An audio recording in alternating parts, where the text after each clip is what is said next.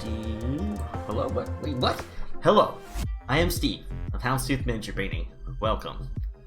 Thanks for being here. I didn't get, some days you get a good opportunity to, like, get everything organized and be ready to go, and other days you're just flying by the seat of your pants and you're getting stuff done, but you might not be super organized when you have told people that you would be live. Now, I'm also a half hour late, which sucks, but I'm gonna quickly clean up the desk, then we're going to prime some models and paint some models today.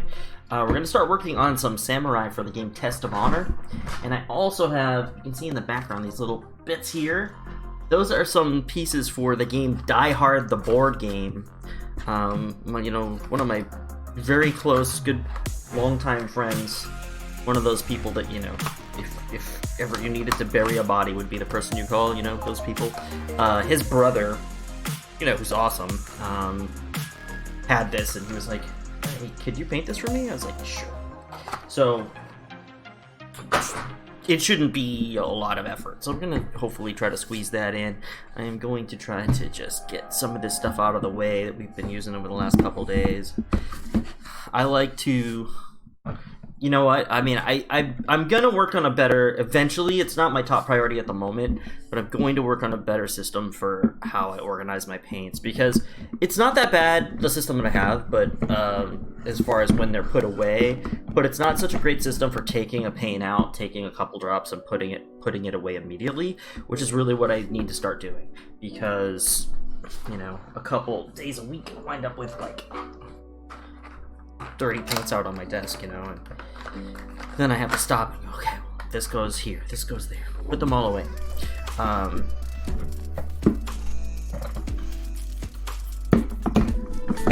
So we're gonna spend just a few minutes while I wait to see if anybody shows up, wants to hang out and say hello. Hey, is John McClane already a samurai, or am I deluding myself? Hey, what's up, medic? How you doing? He kind of is. He's a Ronin, isn't he? Really, sort of. I'm trying to remember what we know about his career from the various movies. The later movies, I barely remember at all. After the third, I haven't even seen several of them, I think. Like, I barely saw the one with Long, whatever his name. Edward Long, or not Edward Long. You know who I'm talking about, the kid, the hacker kid. I barely saw that one. And then the one after it with, like, Jai Courtney as his, like, son, who's a cop, I definitely just didn't see that one, period. So, I don't know, but I do feel like we get a picture through several of the movies that, in the first movie he is visiting from New York. He's out west because of his wife. Obviously that's my favorite one. The second one I like too, the one at the airport, but I had a special place in my heart for the first Die Hard. Always will be. Yeah, I think he's a little bit of a Ronin, like, because I'm trying to remember, at one point, in one of the movies, they're like, oh, I wouldn't say suspended, but he's not in the good graces of his home department.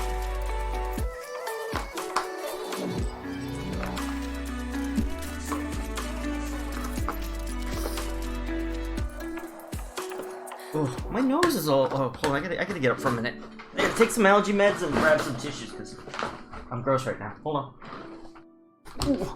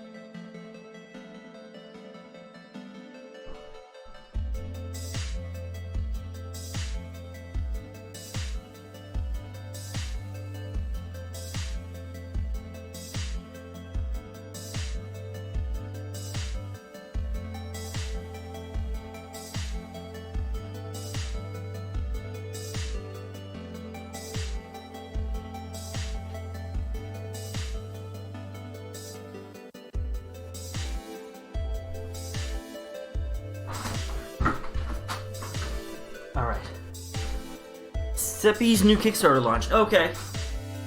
I don't really know. I don't know Seppi. I've seen him. I've never played any of his games. Everybody mentions him like he's like everybody's best friend. He sounds like a really cool guy. What was that? The cannibal one, or is that one after the cannibal one? What did I want to say? Oh, I wanted to say, hey Medic, do you like Unleash the Archers at all? Because they have a new song, well, newish, like it came out like a month ago. That's from their upcoming EP. I really liked it. It's a cover of a Canadian folk song, and it's pretty great. The Canadian folk song is called Northwest Passage. Hedgehog Hop. Cool. Paint creep happens. Oh yeah, it does. Paint creep is a real thing. This one's going in here.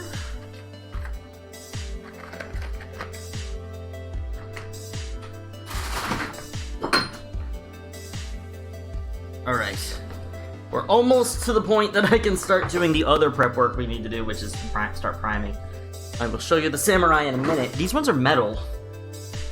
It's kind of cool. Okay, these go back here. I might wind up whacking the camera here. Yep, that's gonna happen. That's one thing I've discovered is if I just turn the chair enough, it's going to hit the camera.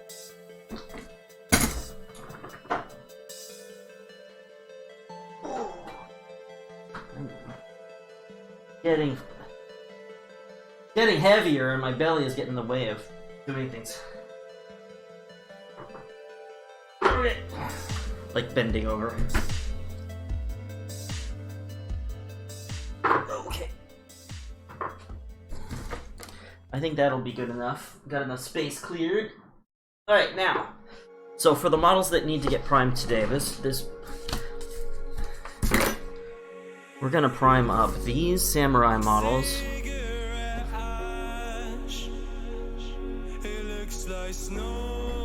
I think what I'd like to do is put them on bottle caps for the hobby holder.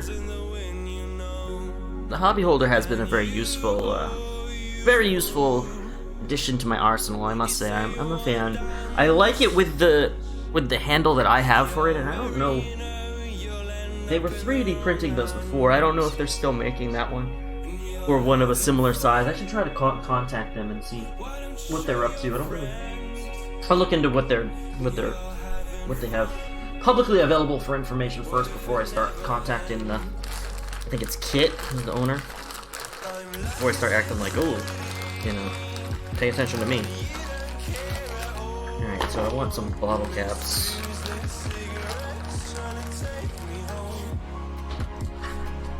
Not sure I have enough. I should. Let's see, I need 10, I think. That's 8. This one needs putty. Yep, I think I found 10. Okay, cool. Let me just grab a little putty for this other one. This will just make it easier to breeze through these. Assembly line. Now look at this putty. This is not a gray putty, this is a white tack, but you can see that the primer got really stuck all over it. So all you need to do is break that up, fold it in, just work it a little bit, and we have perfectly usable sticky putty again. You're shrinking! Possibly the only bit of learning I'm diabetic. Oh, well, I'm so sorry that you found out about that. How's your A1C? Is it reasonable? Or is it under control now that you're on a low glycemic diet? You're not the first of my friends to go through this. Hey, what's up, Snowyak? Sorry, I just noticed you were there. How you doing today, Snowyak? I think I've heard their music. I'll go snag it from Apple Music. Yeah, you've heard Unleash the Archers on the channel before, because we always listen to that song, Awaken. That's, like, amazing. That song, they have a female singer, they're Canadian. They're, like, kind of power metal. But this is one song I play on the stream. I used to play on the stream all the time. Awaken. It's really, really good.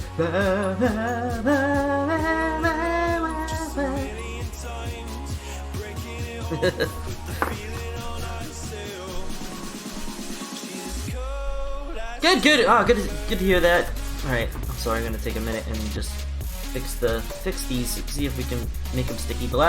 These are metal, so they're a little bit heavy, so I don't really want them falling off. I could use. This is not a. You know what? This is a good place to use. Let's see if I can find them. Enough of them. I should have at least a few of them over here. I need 10 of them though. Do I have enough of these squares? Looks like I need one more sheet. That should be enough. We can try this. We can take all the putty off. And we'll try it with the two-sided tape.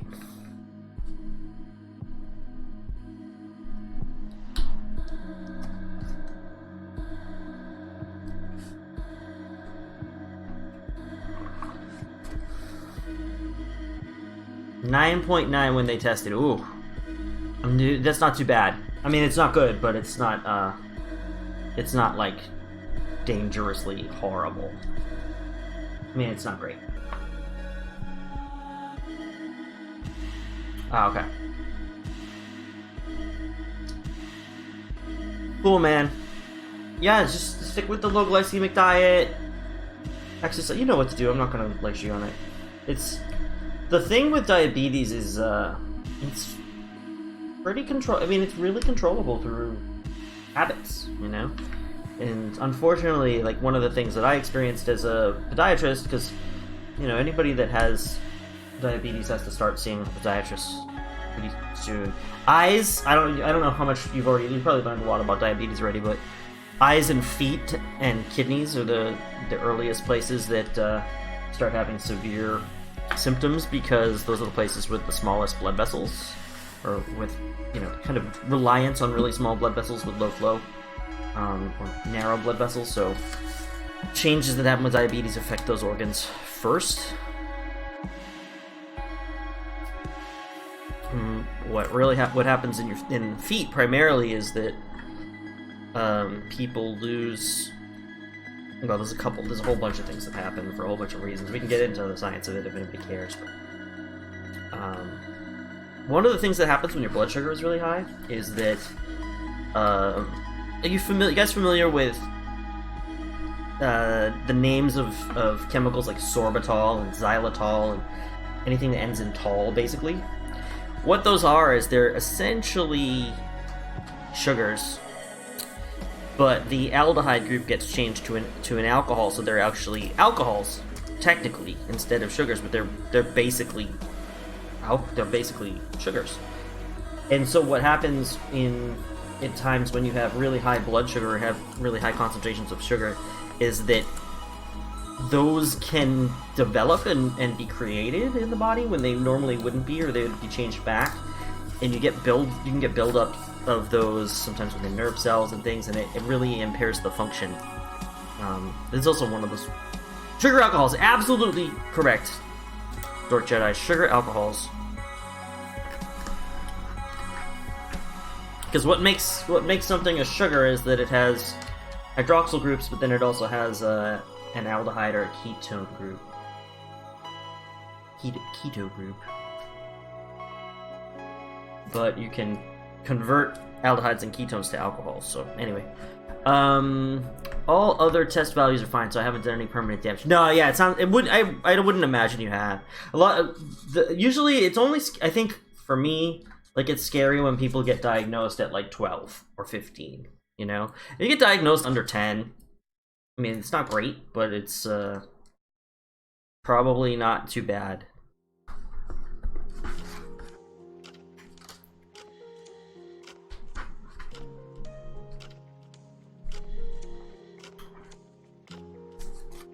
Yeah, you care. Yeah, DM's hard.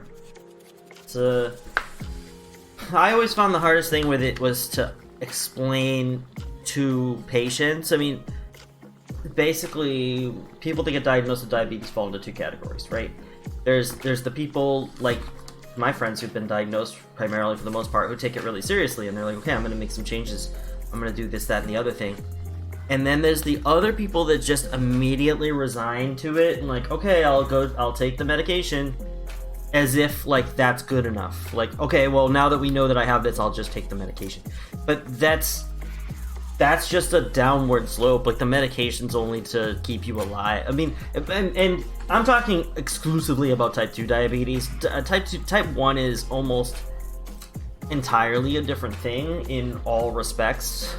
I mean, it's similar, but it's so different in terms of patient population and what's required of them, and like I feel so bad for you know, people that have diabetes, type 1 diabetes, you know, because there's no cure, really. We don't have one.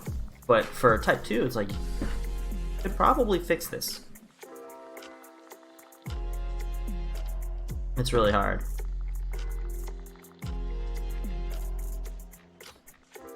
Hey, what's up, Katie Long? The glycemic index science stuff and playing min-max with my diet has been interesting. Yeah. Right, so the, you know, the right.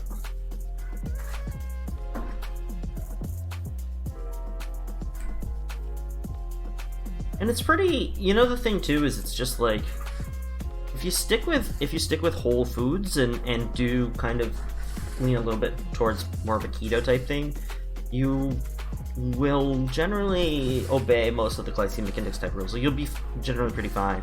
What I used to do is for a while I was kind of, when I was in high school, I got introduced to the zone diet. So there's a lot of like diets that are considered sort of fad diets, but they're really all, a lot of them fit into the same general idea, really, and they come at it from different ways. But I initially was a zone diet person, and then later I found paleo, and I never became a strict paleo person because I actually don't entirely believe a lot of the beliefs of the reasoning behind paleo. Some of what they suggest, like how legumes are bad because they have all these chemicals. They have these chemical properties of things that cause your gut to be leaky. I'm not so sure. I'm not a super sold on the relative importance of leaky gut, but I got me some soba noodles. Oh, that sounds awesome. All right, so now we can start priming these. So I have a priming airbrush ready to go. Clean up the needle a little bit. It is, you know what? It's the return of Taki Tuesday, because at the moment we're not doing anything super terribly exciting because I'm trying to get caught up on. Oh boy, this airbrush is a little bit not clean. When I say a little bit, I mean a lot. There is some primer that's set up in this. Here's my alcohol. Soba noodles, that sounds so good. How you doing, Katie Long? Guys, Katie Long and Kinetic Medic are both streamers. You should give them a follow. Medic will be streaming, I believe, tomorrow. It should be Wednesdays. It's been introducing carbs into my general diet. Pretty sure my carb sources previously were mostly high glycemic. Yeah, well, that's true for most people. I mean, that's like the standard American diet. It's like, it's 40% potatoes. You know, it's like... That was the funny thing when I went. So as you guys know, as some of you guys know, and Medic knows, like I was a hardcore runner for a few years. I was a few years a casual runner, a few years like super hardcore runner, and when I was running 50 miles a week, I was really into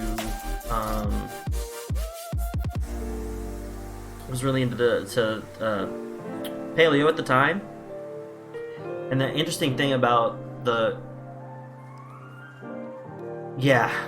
what I would do, Dark Jedi, was I would run 7 miles a day. Well, it's rounded up. It's 49 miles a week, roughly. It was 7 miles a day, Monday through Friday, and Saturday I would do a double in the morning. I'd do 14 miles, and then I would take Sundays off. And I did that for like 2 years. I did less miles before that, and I did less miles after that. But for about 2 years, I was doing 50 miles a week.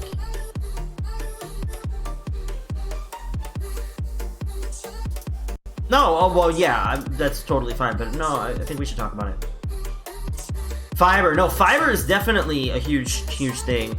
You know, one of the things that I supplement my diet with, and I recommend other people try it. You know, take the advice of your doctor. Don't listen to some stranger on the internet. But one thing that I would recommend that you try, go to your grocery store. It might be hard to find, but some grocery stores have it. Not all do. You should be able to find it at a Whole Foods if you can't find it, or you can find it online. Look for unmodified potato starch. Okay? Unmodified potato starch. Bob's Red Mills, if you know that brand. Bob's Red Mills makes it. And what it is it's basically raw potatoes. They're just completely raw and unprocessed. And the trick is because they're unheated and whatever, your body doesn't really process it the same way as now. Be a little, if you're doing a low glycemic, I would maybe stay away from it for now. I don't think it should be a big deal, honestly, if you use a little bit of it. But I would be somebody with a glucose in control first.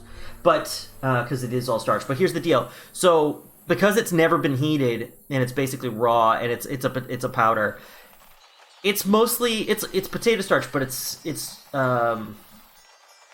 almost indigestible to humans. It's very hard to digest. So what happens is you eat it or you drink it. I mix it with water and I drink it.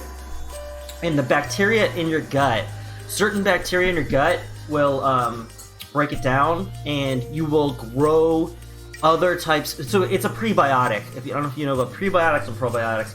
Probiotics are the bacteria that you are trying to feed yourself to grow them in your gut. Prebiotics are the food for probiotics. So you can take probiotics all you want, but if you don't have what you need in your gut to feed those organisms, then they're just going to die off anyway. So I find that the unmodified potato starch is pretty damn awesome. I've been doing it for a while. I kind of stopped for a while. I started again because I ran out of it and I had a hard time finding it. But I found some like 2 weeks ago. I've been taking it again. Now I'll tell you this one thing that's kind of crazy. The first time you take the unmodified potato starch, you may have like crazy dreams. Now maybe it's just because I'm telling you that, but you might have some weird dreams. Every time I stop and start, sometimes I get some weird dreams right around the time that I do that. It may or may not have something to do. So if anybody's heard about, I don't want to get like super deep into the science of this, but like people talk about the gut brain because there's a really weird, not completely understood connection between your nervous system and your gut and your gut bacteria.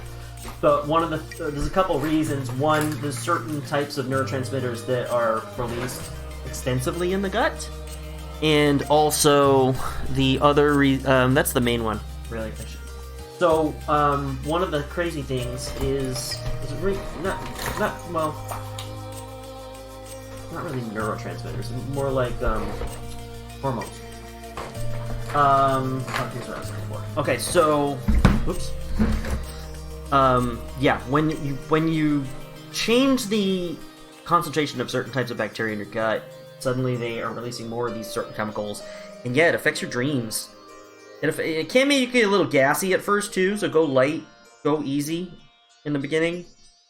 Alright, we got a heavy chunk of goo out of my airbrush from yesterday.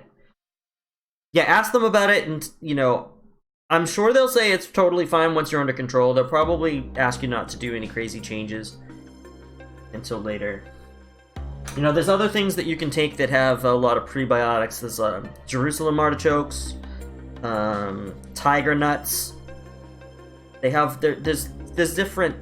There's starchy things that have I can't remember the name of the bond anymore. If they're beta-glycosidic bonds, I don't remember, but they have certain bonds that human enzymes don't generally break down on their own without the bacteria. Bacteria break them down, and then we do the rest of the processing.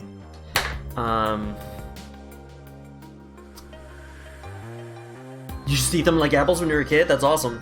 And my grandmother used to do that too. Great-grandmother. Xanthan gum, yeah, I used to have some xanthan gum too. I don't use it anymore. I just haven't, not for any particular reason. My best was 3x3 maintenance runs and a long run on Saturdays for halves. Cool! Yeah, no, I got... Dork Jedi, this is where you're gonna think I'm a total weirdo. The 50 miles a week when I was up to doing 50 was also mostly barefoot. So I'm one of those people that was really into like barefoot distance running. The blue potatoes are mid-glycemic and can be a sometimes food. Oh, interesting. Yeah, that was so. One of the reasons I brought up potatoes was when I was on keto diet, or not keto diet. Sorry, when I was on the paleo diet, and I would read. They had like a book of like paleo for athletes because that was when I was running 50 miles a week, and they were like, actually, you have to increase the amount of carbs. Like you shouldn't do the same strict paleo. We actually recommend you eat like sweet potatoes or yams and use that as your carb source because you actually need a lot more carbs than the regular couch potato.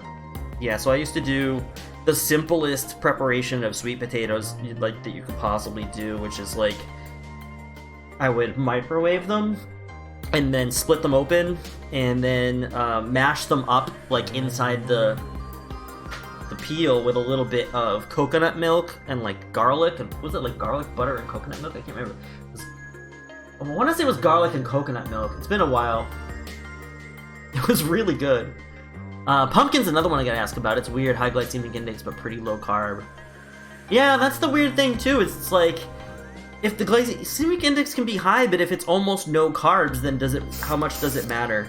I mean, I don't know the answer, so I'm not gonna try to say, but I mean, obviously though, a pumpkin is not really no carbs, it's lower, but alright, let me find, here's the black, here's the gray, and we're gonna need the white. So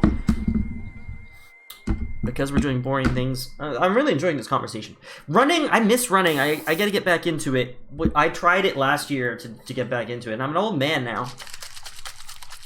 This city where I live now is not the best running place. This state's not bad. If I'm willing to take a long drive, I can get to some really cool trail runs, which is cool.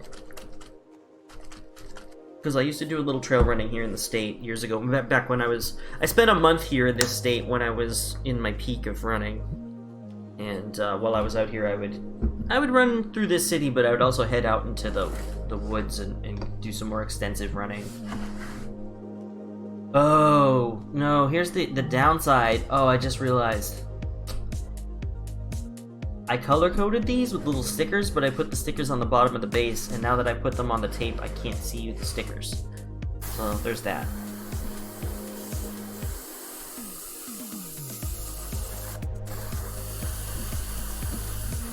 Anyway, I've been getting a really good response to the Necromancer that I painted up on Reddit. A lot of people saying they really like it. A lot of people asking questions and stuff. I don't know if... It's funny, I try not to, like, go too hard in the promotion. I think I did mention in one post that, yeah, you know, because people were asking me how I did it. I was like, you know, like, you kind of watched the whole thing. Because every bit of that Necromancer I did on stream. Other than assembly. So, I just mentioned it. I was like, hey, actually, you can watch the whole thing.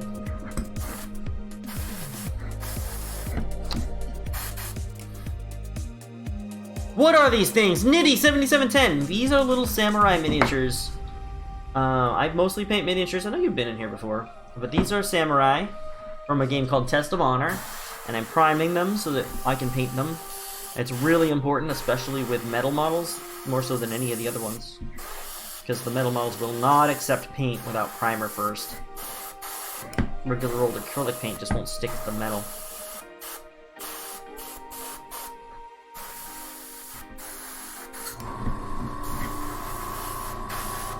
So we're priming them up. It's Talkie Tuesday. We're talking about all sorts of things today. No, when we do Talkie Tuesdays, it's really just like a chat and chill day. We talk about whatever anybody wants to talk about. Usually we come up with some funny topics and stuff. And try to come up with things that inspire conversation. Sweet potatoes are mid or low glycemic, so those are okay.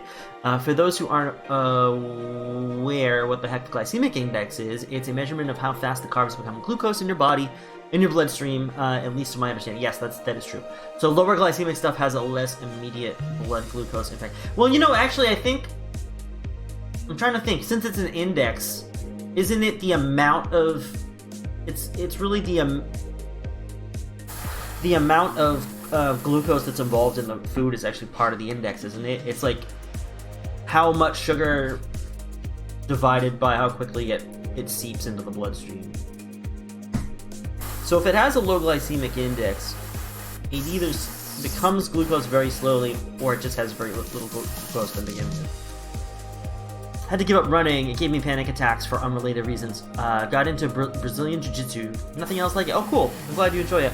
I'm sorry you had to give up running. I think it happens to everybody. You know, not everybody, but it happens to a lot of people. My old running partner, who was really the person who got me into running in the first place, I will always... you know, be very appreciative of that. He was kind of a bulldog about it, because he's always been into running since high school. And we wound up forming, well, there already was one. We took over the running club for our podiatry school. And he was actually, it's funny, I was the one who convinced him initially, because he was a traditional shoe runner, that he should go minimal shoe. And him being him, he's a very interesting guy. Medic might have heard, I don't know if he heard me talk about this before, but there was a news story in the local news like last year, or 2 years ago, I think it was last year, about a local man who found like a deer that had been hit by a car or something, and he wanted to help it, so he put it in his car and took it to like an animal hospital, and they like chastised him for doing it, but he's like, my mom, you know, was a veterinarian, and then they were like, yeah, but you could have been killed if the deer woke up in your car and like thrashed about. It's like, whatever. But anyway, this is the guy, and he still runs a ton. Like, he does competitive run, and you know, he does. I think he just ran a 6:16 mile the other day in an event. I have no clues as to what the fuck are talking about. Can we talk about how some new and small countries are underrated in sorts? What do you mean? There's the index. Oh, in sports. Yeah, sure, we can talk about that. Which countries are underrated in sports? Like really tiny countries that I barely know anything about, like Trinidad and, well, Tobago. Yeah, that story. That's him. He's an awesome guy. He's an awesome guy, but he doesn't always follow like what other people consider common sense, and he really enjoys kind of flaunting that sometimes. He's a great dude though, but so I convinced him to use minimal shoes for running, minimalist shoes, and he immediately was just like, nah, I'm just gonna go barefoot. And he went barefoot, and I was like, dude, you're crazy. That's, I mean, like, I could see you using minimal shoes, but I'm not gonna go straight up barefoot. We lived in New York City at the time too, and he was totally right. I think it was a while before I even tried it. I don't remember how long, but it was a maybe even up to a year before I even tried going straight barefoot.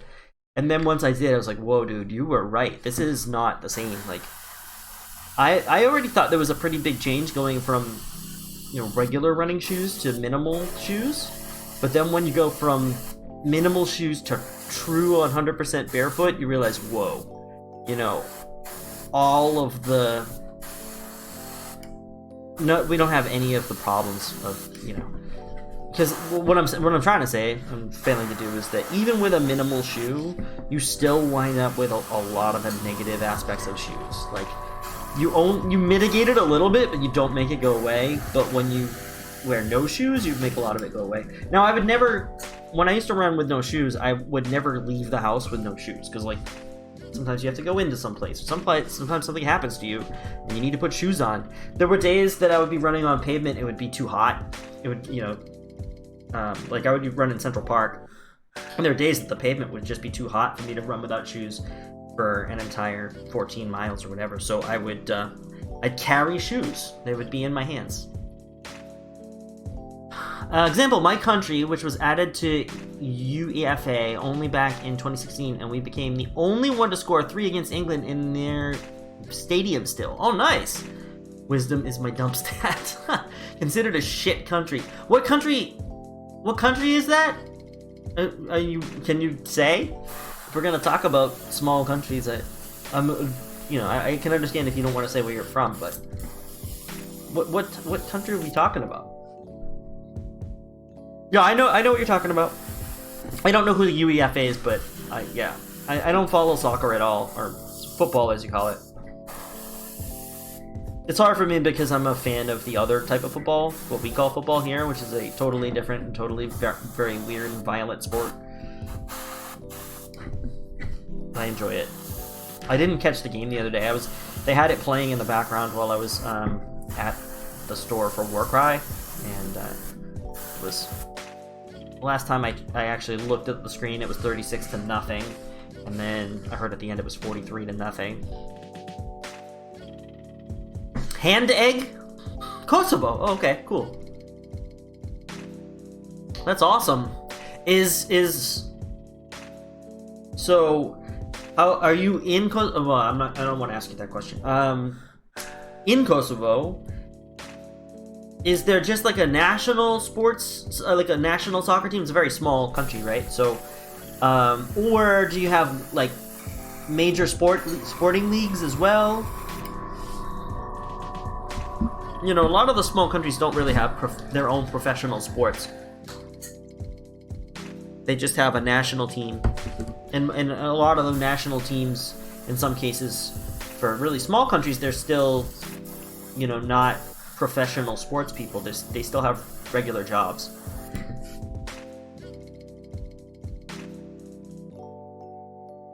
We do, but it's not that known. Oh, I can imagine it would be for a very small country.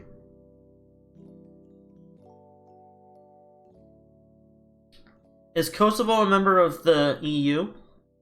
I'm sorry, I know nothing about Kosovo, actually.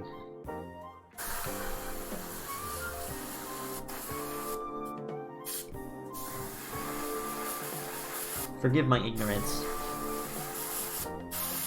Hand egg? I like it. It's neither played with the foot nor is the ball spherical. Also, I'm American on the Pats banged the Dolphins bad. Yeah, it was amazing. Oh, I didn't see it. I mean, it's funny. I usually skip the first 2 games of the season. Not always. When Brady was out a few years ago because of Deflategate, and Jimmy G and what's his face were covering for him, I was watching raptly. I was like every moment of every game. Oh, you know what? So last night on stream, here's what happened. I got raided by, I can't remember the name. Runbouter? No, we gotta look it up. Run something. Somebody I just followed. I'm not super aware of them, but they're friends with the Rocks, which is Mayday and Dr. Rock, who are awesome, and George and Floof and them. So they came in and we were all hanging out and chatting and talking. We were talking. Laminess was here and we were talking about Steam and Epic Game Store and all sorts of stuff.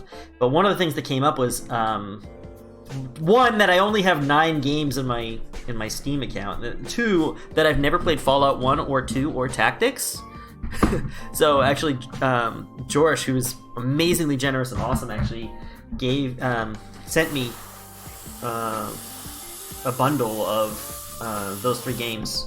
Fallout 1, 2, and Tactics. So I'm gonna play them. I haven't decided if I'll stream it or not. I don't know if anybody would be interested. I don't know if I have no idea. I don't know. I might stream it just on Mixer or something. I don't really know what to do in this case, but so I am priming these black. I will prime them gray and then white to get them a little zenithal prime. And what I'm also gonna do is try to prime up some of those Die Hard minis that you see in the background. I would suggest Extreme Murder Ball. It sounds more American and it's equally accurate to football. Well, we have a sport called Murder Ball. I think it would be weird to have Murder Ball and Extreme Murder Ball, but Murder Ball is a wheelchair sport. We aren't that known, really. The thing we are known for are the controversy and our great... Yeah. Speaking of yesterday, Talking, great clip, by the way. I even showed that to somebody afterwards. Who was it? Who did I show that to? Oh, Vagena.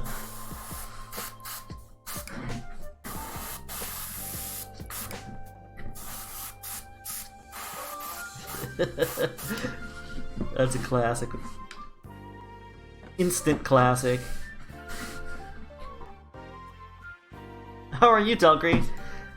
Class is on for tomorrow night, if you're gonna be awake. We're talking wet blending. I only had one person in class on Sunday.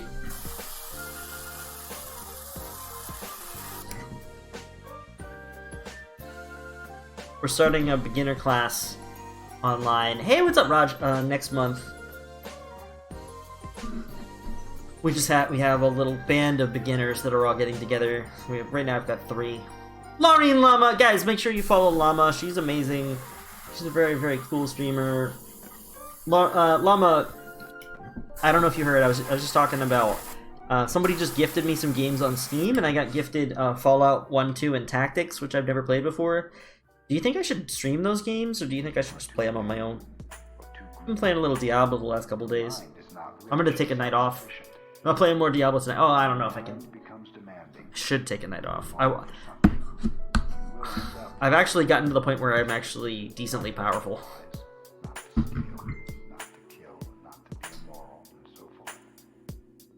Oh man, Jankrat just sent me a controversial thing. I'm gonna have to look at it in a second. We can talk about it. It's Talky Tuesday, so today we're just talking. We're chatting about all sorts of things that we find interesting. They're good traces to how this country has a chance of becoming a powerhouse. We have been an independent country for only 11 years, and we had nothing back in 2008. Now we have $2 billion. Nice, $2 billion. You think it would be nice to see? I think that's the thing I was thinking. I was like, there's plenty of people that are familiar with Fallout 4 and 5 or whatever, 3, 4, you know, the newer ones, Fallout 76, that have never gotten a chance to see any of the older Fallout games. Maybe if I did stream Fallout 1 or 2, people would be like, oh, this is the ancient 90s version of Fallout. I'm curious about this. Fallout 2, so the story with Fallout 2 was I saw it in a store. I want to say it was like 1998. I saw it in the store and I was like, oh, I really want to play this. And it might have been 99. I'm not sure which year it was, but I saw it in the store and I really wanted to play it, so I bought it. And it didn't really run on my PC.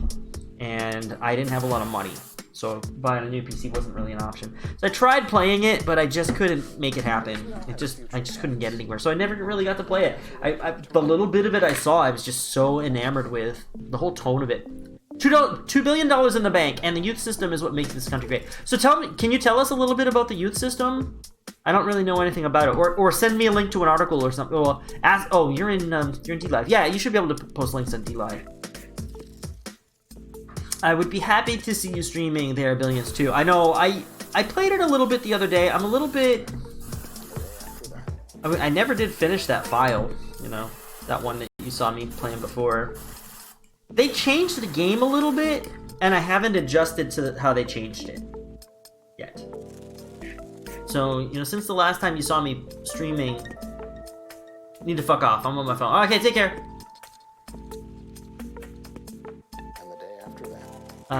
So can't send any links. No worries. Oh, I would say that the politicians need to fuck off. Oh, fair enough. I thought you were like, I need to fuck off. I was like, oh, okay, cool. I mean, as in you.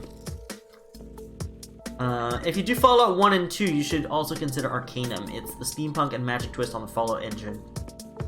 Is it from that time, though? I'm also just curious about games from 1990.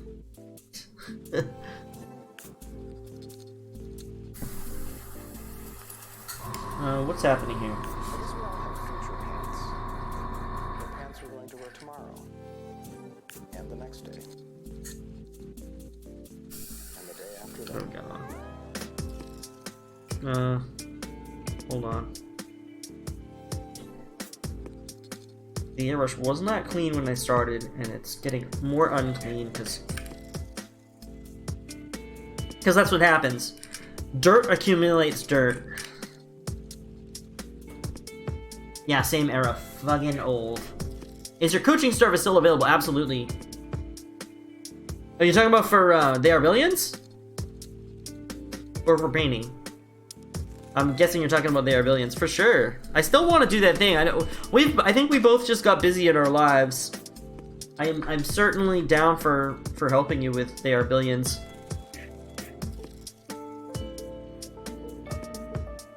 I would love to do it. Yeah, I would love to do it. Kosovo, Pristina, Knight. Kosovo, Prisren. Sorry if I'm mispronouncing that. Oh, there we go. Oh, that's still not right. What's happening?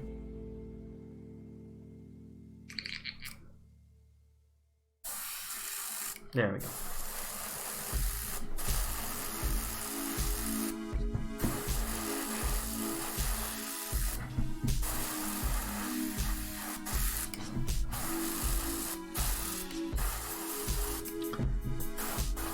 Those are beautiful places in this country. Okay, cool. I want to check it out. Yeah, I'd love to know more about Kosovo.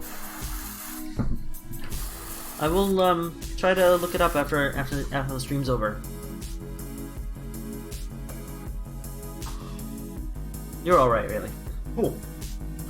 All right, so now that these 10 are primed, we're gonna prime up those little Die-Hard miniatures. I gotta put these on some corks. Sorry to have to do prep on stream. It's not my favorite thing, but not always avoidable.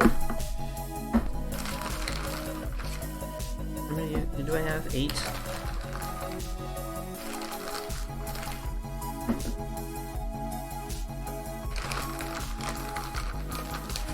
All right. Pristina is the capital. Oh, okay, cool. Is that where you want to go down in Kosovo? Prisren is the oldest city in Kosovo. I am not even saying Kosovo right, because it's not really Kosovo, is it? What is the holder you're using? So this is a hobby holder. I don't know if you're familiar with hobby holders. It's a hobby holder that has like an extension on it. So it's screwed onto it, but I have a second hobby holder somewhere. I don't even know if I brought it in here.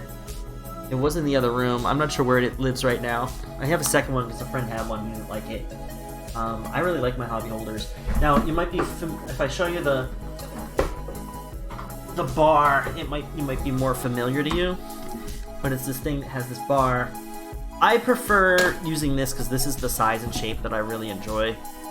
I don't think the one that they made, I'm not sure, but they made an actual injection molded one, and I'm not sure it's the same size and shape that I really like. I'm very specific about size and shape, because it's basically for my hand, it's like, but my size hand is a specific size and shape that I really enjoy holding onto. It's not Christmas till Hans Gruber falls. Yeah, that is right. Before we were Kosovo, we were known as Dardan. Oh, I remember that. Hobby holder are good stuff. Yeah, they are good stuff, I must say. I was skeptical, not like super skeptical, like, oh, this is gonna be stupid. Just like, I don't know. Is it good? Is it not good? I have no idea. And then I was given one by an amazing person. I won't mention who. I think they asked me not to. To be honest, we are Albanians, but we are always apart. Yeah. Epic Deck uses it with the bar. Didn't recognize it without. Yeah, I usually use it with. I was using it with the Mangler Squigs. I don't know if you've seen the Mangler Squigs, but it's a really big model, and so the bar was getting in the way, so I took it off. For these, I'll probably put it back on. Actually, it's not an omission for any particular reason other than I had to take it off for something else. Thingy equals bar, yes. Sometimes I miss a thingy like that to rest my hand/fingers on, but most of the time I'm like, meh.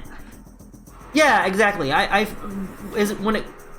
thing with the bar is that most of the time I don't necessarily miss it. When I have it there, sometimes it gets in my way and I'm like, God damn it, just get out of my way, I hate you. And other times I'm like, oh, thank God this is here, this is great, this is fantastic. But that's the great thing about having it so that it can come off, because I can have the best of both worlds. I can have it when I need it. The only thing is I don't think in it, there's no way to really think in advance and go, oh, I think I would really want this at this time. Like, you don't really know.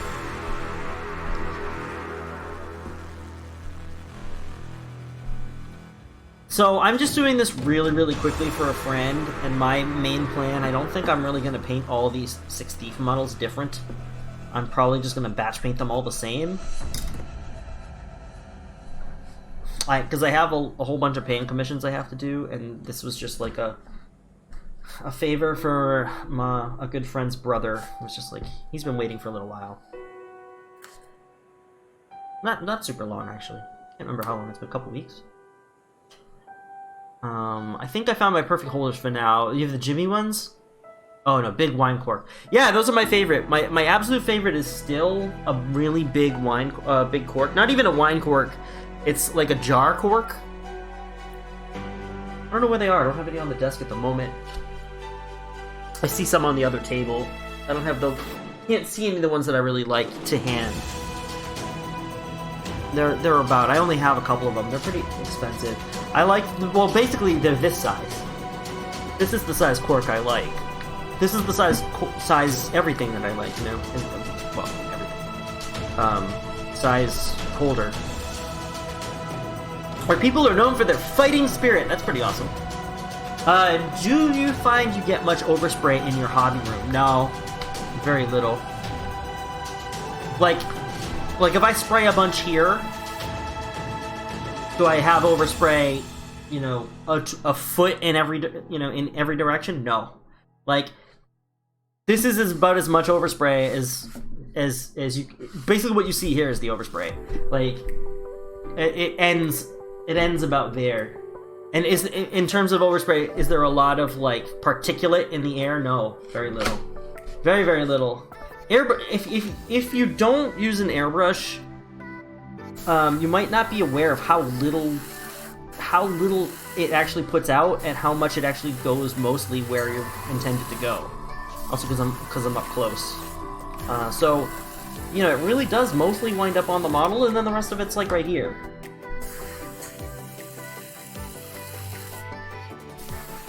So the amount of overspray is pretty low. When I'm doing heavier stuff, I would generally wear a mask or use a little booth hood. The hood takes care of the overspray entirely. Now, this little bit can add up if you're going to spray for hours and hours and hours. And the booth handles that.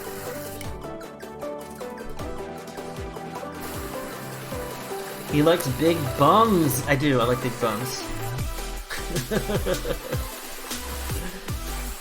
And again, not lie. What's up, Dark Lord? He likes big bungs. Where can I go with that? Unless you've got bungs, hun. I'm waiting for a friend to ask me to do his copy of Gloomhaven. Oh, really? Have you done Gloomhaven yet, Medic? So here's the deal with Gloomhaven. Have you played Gloomhaven yet? It's a wonderful game. I mean fighting as when it comes to standing our ground. Oh yeah, I totally understand. We will fight till we die, but we are not barbaric. Actually, really nice people. Yeah, I would love to go to... How's Kosovo for tourism? Not that I am in the... Not that I'm in the market for being a tourist, but... Do they treat outsiders with suspicion, like when you go to Japan, or is it a... See, I have friends that have gone to places like Prague and certain places where like you'll just wind up somewhere and some local will just be like, oh, just come, don't stay there, you can stay at my house, and then like normally here you would never do that, because like if in the United States if somebody's like, oh no, you can just come stay at my house, normally they're gonna kill you and you'll be buried in the backyard. They'll find you in a refrigerator. But in Europe it's different, or so I hear. Less likely to wind up somebody's food. Didn't care for the early game. Oh, really? Oh, early game. Well, Early game... You didn't play with me, did you? Well, the other thing that might occur is that people that... I don't know how far you played. People often, one, play it wrong, and two... I don't know, something about it, like, maybe when you start forming a group that stays together, I don't know, I love it. It's like one of my all-time favorite games. It's heavy, it is very heavy. You're fairly nice. We don't have a spot to leave the game, and I tend to put it in random places. Yeah. What are the chances of 2 serial killers in the same place? There's some good movies about that.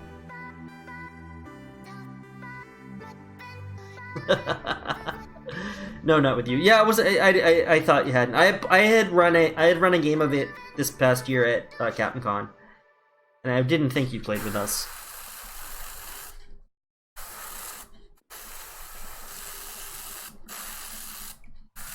I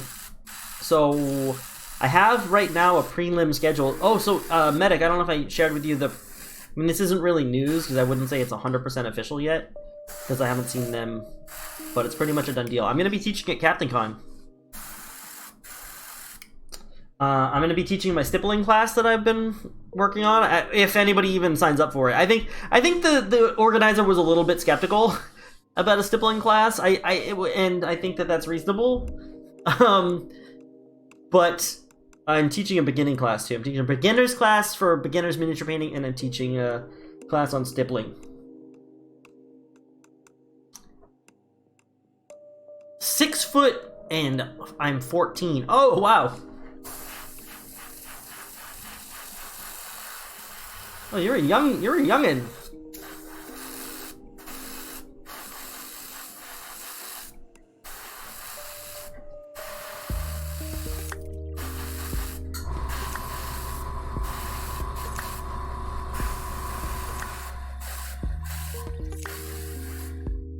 I used to be really strict about 18 plus back in the day. I feel bad. I've turned a couple people away. I was like, no. Excuse me. I'm congested today. Might have to blow my nose in a minute. But also our greeting and how we make impressions. That's really cool. I don't know too much about Kosovo. I don't know too much about Albania either.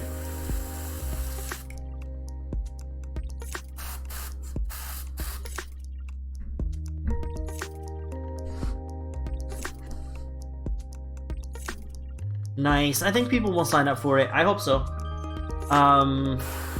They set it up for 15 people. I said I could go 20 if they want to change it. I mean, more is better because they can get more money for... So, the convention actually has to pay a lot of money for the room. I don't even know if they're really going to make the money back. But, I think it's... If they're willing to do it and can afford it, it's still a good thing to start branching that convention out into that kind of stuff. It's kind of the next step of, one, making it a better convention for the locals, but also just not necessarily making it a national convention or a bigger convention, but I could see it happening. I mean, TempleCon used to have a pretty decent reputation in certain communities as a national event. People would come from other parts of the country to come to TempleCon, so I could see people starting to do that for Captain Con. Hey, Death Scented, how are ya? My biggest complaint, aside from feeling the Brutes playback was very dull, was that the first dungeon didn't have a very, very low failure rate, or else it's going to turn people off. The first dungeon does have a really low failure rate. I think that the problem is that people don't know how to play the game yet. But so that's in my understanding. Like, it's hard to describe. George Jedi, thank you for the follow. Thank you so much for that. Oh, Bushmister1, thank you for the follow. Yeah, I think that the issue is really that it's just... Alright, because people don't understand a few things that are very different from other games. When you play Gloomhaven the first time, I didn't get it. You know, I didn't get it the first time I played it. It took like 4 games before I really understood how to play Gloomhaven perfectly. And it's not... I don't think the tutorial is bad. The level's about as easy as it can be, really. But there's a couple things that are just hard to get across to people. One is you cannot pick everything up. you can't pick up all the loot. If you do, you're going to lose. 2, what most people don't know right away when they start the game is that you should not use your lose cards as lose cards early. You should use them as generic attacks and moves. Because what people wind up doing is taking it, like, okay, they've got a hand and there's like 5 lose cards in it, and they wind up using 3 lose cards in the first 3 rounds of the game, and then they run out of cards and they're dead. It's understandable, but that you wouldn't know that. You really need, the pacing is really what the game's all about. It gets a lot. I think it's a lot easier if you play with somebody that is experienced and can be like, you know what, do this, do that, don't try this. Try not to throw too many more lose cards because you're going to be out. That's really the thing. And that's what I found in that intro scenarios. Most people don't die from damage. Sometimes they do because they rush in and they get attacked by everything because they don't know and that's the other thing. The first time you might die because you just don't really know the rules yet or how they apply. For instance, like if you don't really understand how the monsters target, then it's very easy to throw yourself in a situation where all the monsters will target you. After you've played it a little bit and you understand what the AI rules are in terms of like, how does a monster choose who it's going to attack? Like, it's really easy to be like, I'll just stay in this square because none of them will come after me. I worked a 14-hour day yesterday. My body feels like soreness. Saw King Crimson on Saturday. Oh, that's awesome. And I'm wondering what game you're talking about. But because I don't think the name has actually been mentioned in the past 5 minutes. It has not been mentioned in a little bit. The game is Gloomhaven.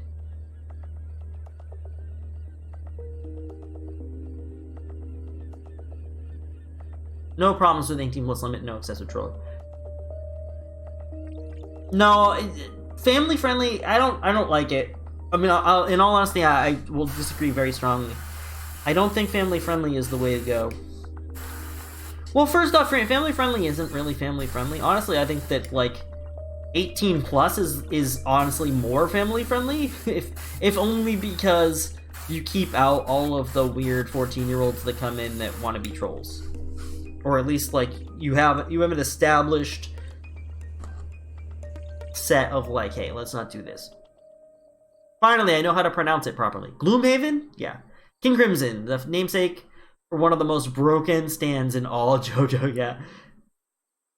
I still haven't finished or caught up on all my JoJo. Alright, so we now have, 18 miniatures primed black. Now we will prime them gray. The most exciting first hour of a stream ever.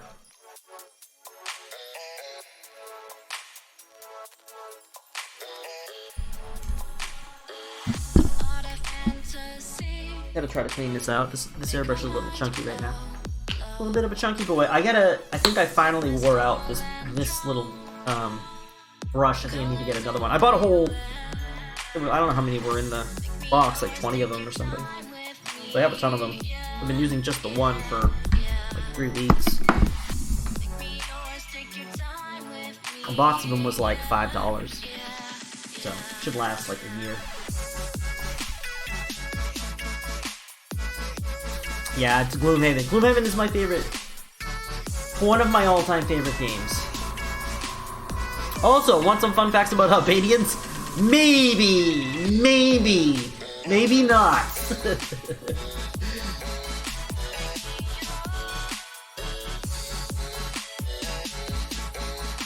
Alright, go for it.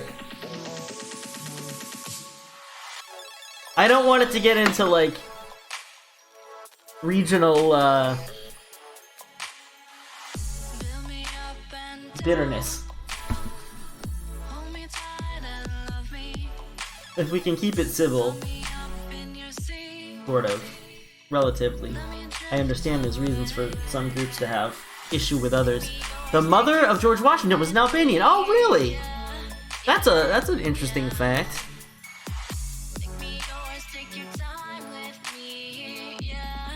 Wow. I had no idea. Oh, you sweet summer child. Wait, what? What, Lorraine Lama? What? Why are you calling me a summer child? What? I don't even know what I did that was summer childy. I love that phrase, by the way. It's one of my favorite things to say to people. It's one of my favorite things from those books that I use all the time. Somebody says something and I'm like, oh, you sweet summer child. Don't know what yet.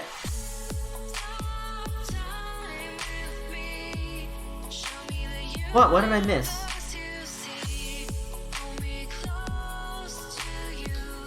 Are you Albanian? I don't know. What am I missing here? Just spell it out.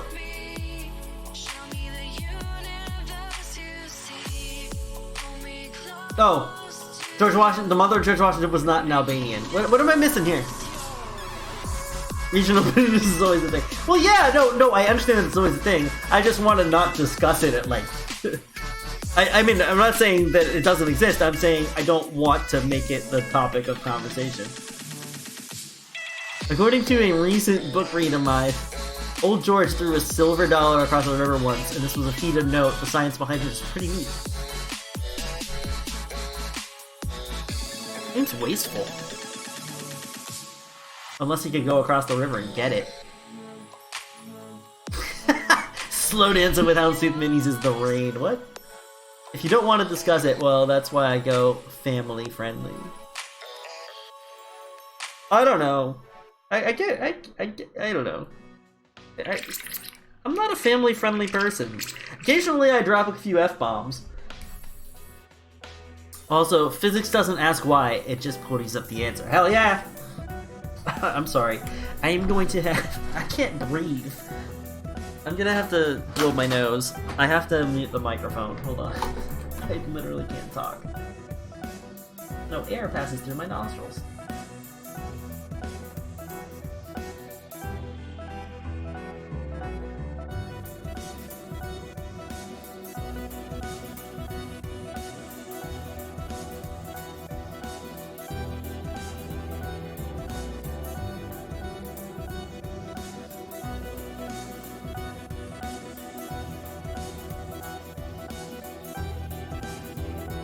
I'm still not going to be able to talk or breathe, but that is better. No, I haven't. I haven't had that happen, and that sounds terrible.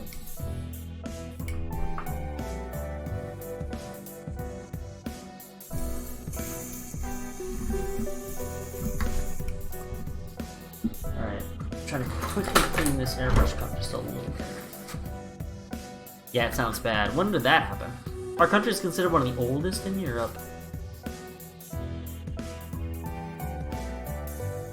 Well, good on you, Nitty, for being able to represent your country in a civil way. I mean, not saying that you wouldn't, but no, it's just cool. I know nothing about Kosovo, so it's cool that you can come online and talk to people and be like, "Hey, I'm from Kosovo. Kosovo's cool."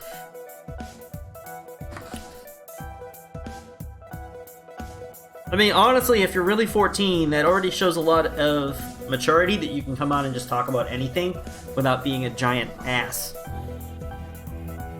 And honestly, half the time when people come into my channel and they wind up being 14 or less, the reason I start to think that they are 14 is because they're incredibly illiterate when it comes to English, and they can't seem to write it or make themselves understood. But you're from Europe, and you're doing a better job than most American 14-year-olds, so kudos to you for that. Thank you for the follow, named Trader Valkyrie. For example, according to a simple equation... Oops, I'm shaking the wrong bottle. That's the right bottle. According to a simple equation, you need a wall 2 feet thick of Gruyere cheese to hold a 20-foot by 30-foot swimming pool depth of water. If you want it. That's amazing. Illiterate? We talking Red Sox fans? Oh! Raj, holy crap. Going right for the balls. Oh man, like a honey badger. How you doing, by the way, Raj? Hope things are a little bit better than they have been.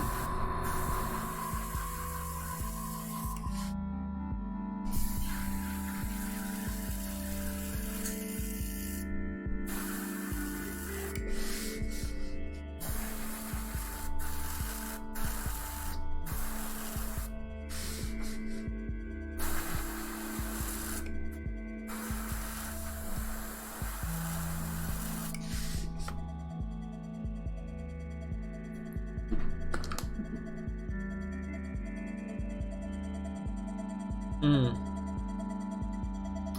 Red Sox still have fans? What? Cheese is a construction material, very environmentally friendly.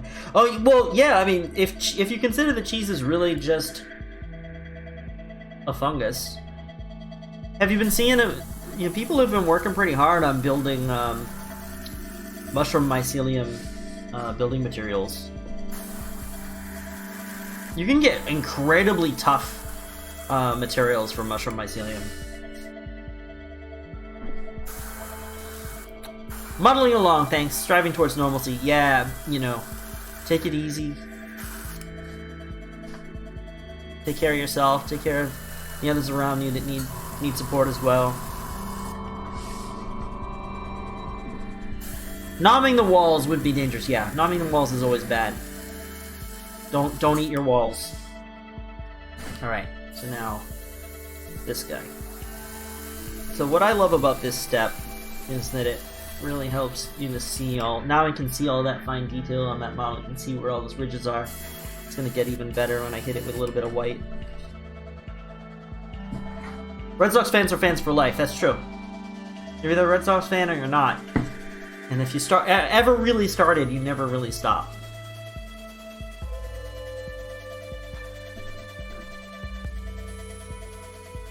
Do you want Dominion Tank Police? Because that's how you get Dominion Tank Police. Wait, are you talking about eating the walls? I don't remember Dominion Tank Police. Or are you talking about mushroom mycelium walls? Wait, what causes Dominion Tank Police? I'm a little behind on this one. I'm fine with it.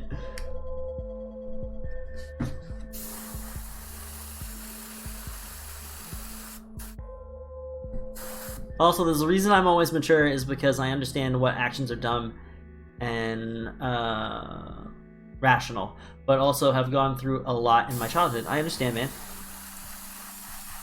I mean, if you're 14 and the nation's only been a nation for, what did you say? How many years?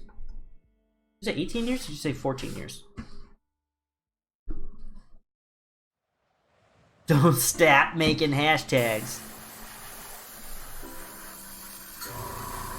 Never stop.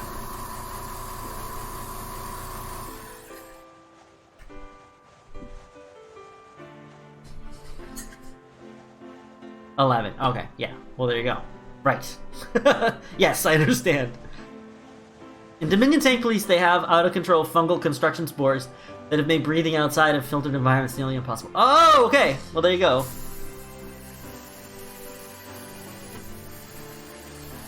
I approve of Dominion Tank Police.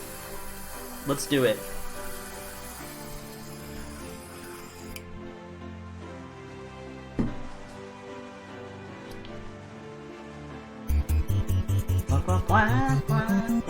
Carrie! 1311, thank you for the follow.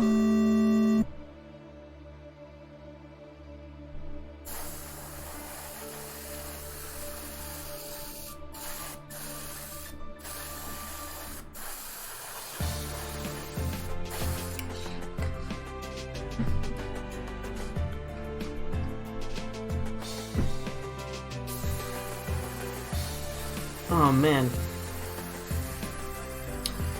So, I had a bunch of stuff to do this morning, and I did it, which is good. And then, afternoon came, and I was hungry, and I was like, I think I'm just gonna go out and grab something out. And I was gonna take a quick drive, but there's all this, like, construction going on, and then the police were blocking the ramp to get on the highway to go where I wanted to go, and then I wound up going this other direction, and then I wound up traveling in a big spiral, and then I wound up heading in a direction, and I was like, okay, fine, I'm going this way, I might as well just go to Sonic.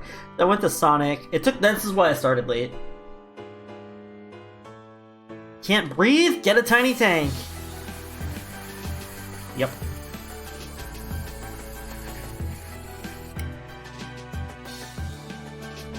Did you say earlier you do a gray Zenithal and a white one as well? Yes.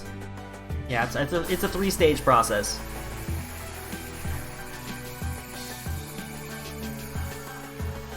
The angle is different. The angle of spray is different for each color.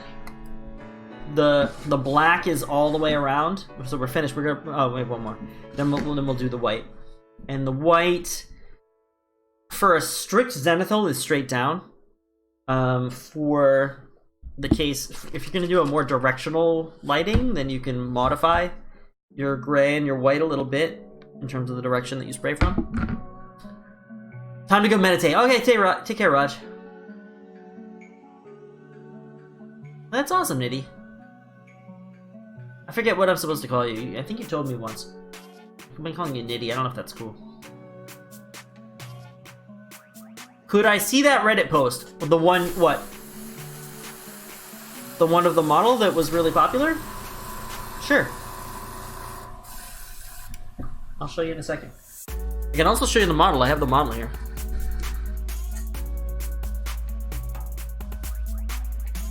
Oh, dropped in the question. Crimson Core Knight. I saw your Reddit post about photos. And I have a similar setup. Oh, wait. I don't remember my Reddit post about photos. But can't get the same quality and sharpness from my iPhone 7. About how far away do you position the lens? And do you tap to focus on the mini or on the white card for balance? No, don't focus on the white card. I have a... I should do a write-up on this for my Patreon. I've talked about this before.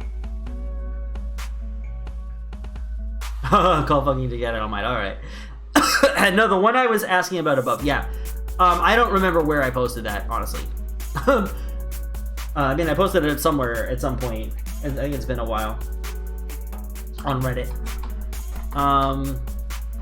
Alright. What can I tell you? Where's my phone? It's in my pocket.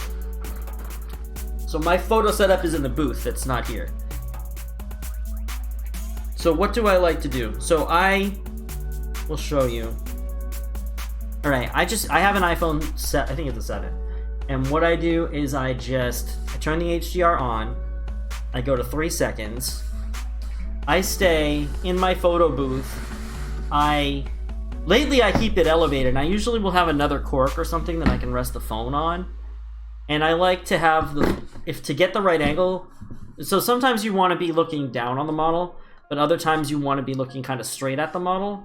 So what I do is sometimes I'll hold the phone upside down, depending on things, so I can get the right angle. And oh, I can't see. Hold on. Oops, that's an actual picture. Camera. Oops, where is that again? Alright, so what I like to do is kind of sometimes hold it on top of something, put something down. You want to be able to rest it. So I focus right on the model, like that. I mean, obviously I'd have a background and all that, but I focus on the model, and then you can hold and drag to change the lighting. Sometimes you have to darken it a little bit. The other thing that you might want to do in some cases is if you just hold, you can get a lock. You can get an autofocus lock, and then you just want to make sure you stay in roughly the same position. That really helps sometimes, because sometimes you'll move out, and as long as you come back to the same space, it'll help you to... I do it with a 3-second timer too, because you don't want to hit the button, and then when you hit the button, you're moving all about. So I do 3 seconds. Yeah, it's very important. So those 2 tricks are really important. As far as with the focusing. So one is drag down on this bar to change the lightness and darkness. That's super important. Okay. The second one is the autofocus lock.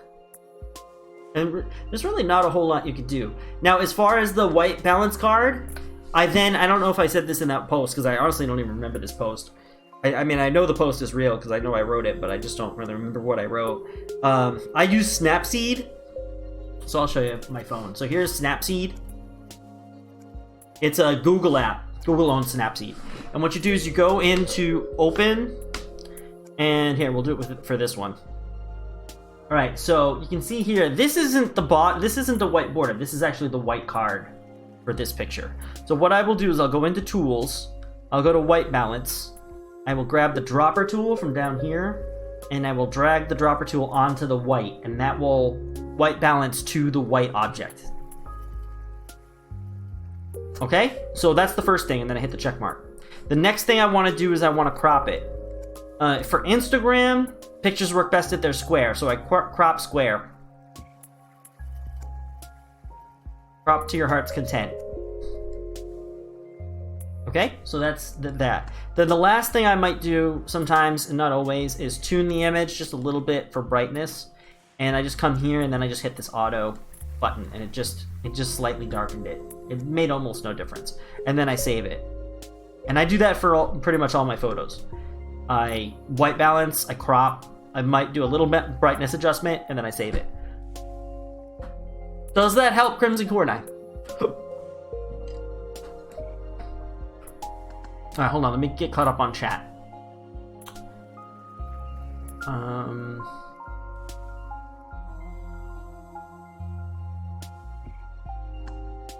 Oh, well, I'm glad the song's helping.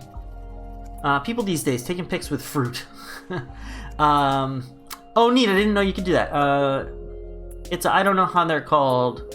They're like for suicidal people, it's called NF change. I don't know what that means. Tracking. That helps immensely, thanks. Holy crap, I'm learning!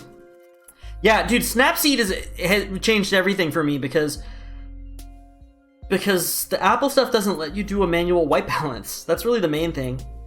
But I think all the processing in Snapseed's pretty amazing. And the fact that it's not... It was a company that Google bought, but they didn't rebrand it as like Google Photo Editor. They just left it Snapseed. But yeah, Snapseed, I tell everybody to use it. If you're gonna take pictures on a phone like an iPhone, you need some. I've used a bunch of other programs. I have a bunch of them. I have Camera Plus and Pro Camera, and like I've used some other stuff. I've tried some Adobe thing. That's the best one, and it's free. The song is called NF Chain, but okay, cool. All right, now we're gonna spray a little bit of white. Now, after you spray the black takes the most time because you have to go all the way around. You have to get underneath and all of that. Then the gray, you're just kind of going around in a cone. That happens pretty quickly. The white happens super fast. The only thing is white primer is a little bit more difficult to work with because it's white primer. So that's the only thing you have to deal with is your white primer being white primer. Yeah, I'm always happy to help out. Guys, Crimson Coronai is also a new streamer here on Twitch. If you haven't followed, there's probably a pretty good chance you haven't followed Crimson Coronai yet. Give him a follow. Him and Death Scented are both pretty new. I would follow them both. Just click on his name. Yeah, you do stream sometimes. Maybe you're not new. Maybe I just found you recently. Yeah, you do stream sometimes. I saw you were on like 2 days ago. Or yesterday. Maybe yesterday. We're gonna do a special shoutout stream soon where we're just gonna kind of focus. I'm gonna focus on the community. The stream's not gonna be about me at all. It's not gonna be about me. It's not gonna be about my painting. It's gonna be about all the awesome people that hang out here. That's what the stream's gonna be about. That is a Patreon thing, so we're gonna focus mostly on my patrons. But it's for everybody. I'd like to. I gotta think of something that I could do that would like be cheap giveaways. I need stickers or something. As my job and life allows, yeah. That's cool, and that makes the most sense. Oops. Alright, try to clean this out. I'm gonna get the white primer, I'll start shaking that up. And then we can start painting one or two of these models. I just gotta consult my list. I color-coded these for myself, but I put the stupid sticker... Oh, I know what I can do. I can recolor-code them and put the sticker onto the bottle caps. Ah, smart thinking.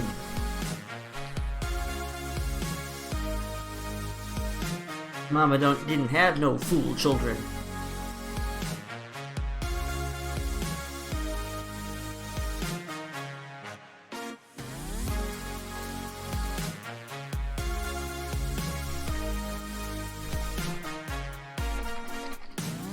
Lurk will it work. As always, my friend. Also, make sure you follow my friend. I won't say his name because he just went into lurk mode.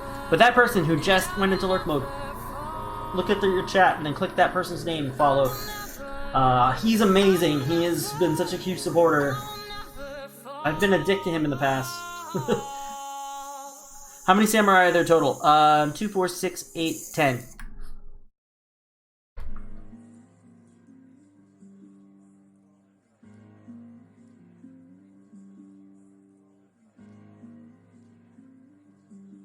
How many samurai? Yeah, 10. I've done, I did the, I don't know if you ever saw, but a few months ago, I painted up the 7 samurai from Akira Kurosawa's 7 Samurai. Those were for the same game. Those models were resin, but, it was similar. Same style, same game.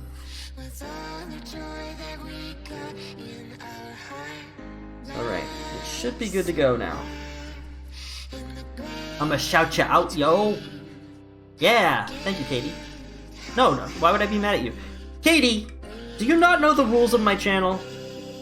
Please state the rules please show that you understand the rules of my channel. I was gonna say, who hired the other 3 samurai? Yeah, right? No, I did the 7 before. And now he sent me another 10. He was happy with the other 7.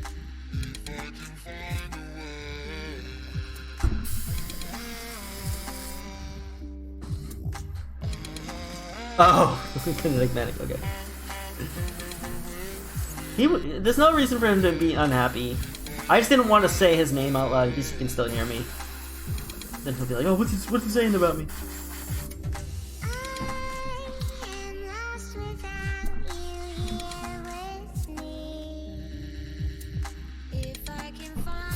Now we're not gonna do a lot of OSL here, but we might try to do maybe a little bit. So I'm gonna focus in here just a little bit, as if I were more gonna do an OSL type effect.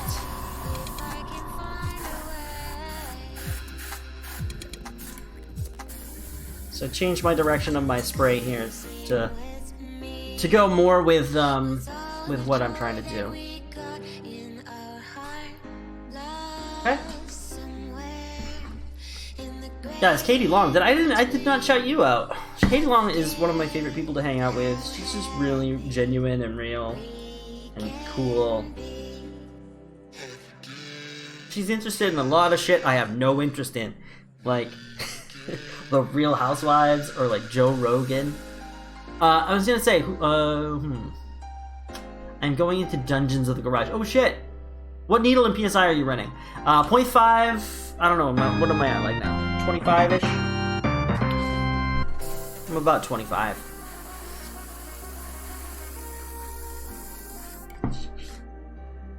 I'm using Badger Steinel res, so it tends to be very clumpy, but it dries quickly, it cures quickly, so that can sometimes be an issue. Hold on, I'm gonna leave this off because it's white. I'll be able to pick off the tip dry.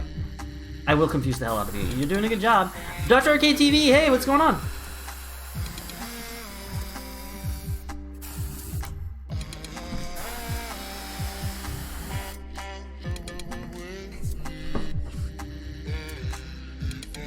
Can you link your pricing / work portfolio?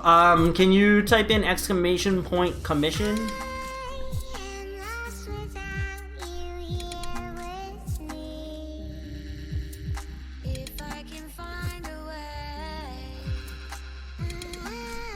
I think that's back, that command is back up there. Yeah.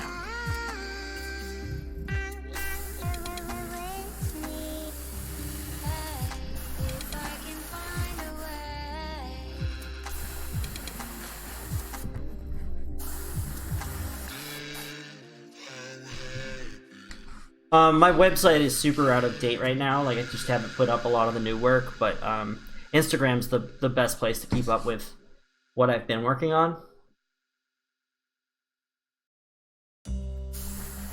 If you just want to see pictures of finished work, you can look through the website, because there's no whip pictures there, but there's a little bit of a pricing guideline.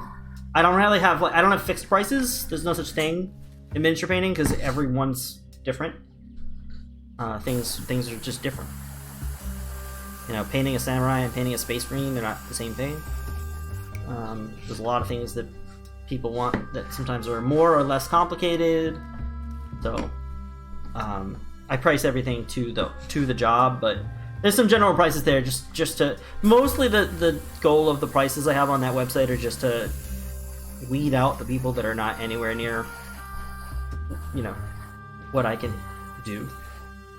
I can do lower prices for things like board games where the models are already assembled and they're all, like, there's a bunch of dudes that are all the same.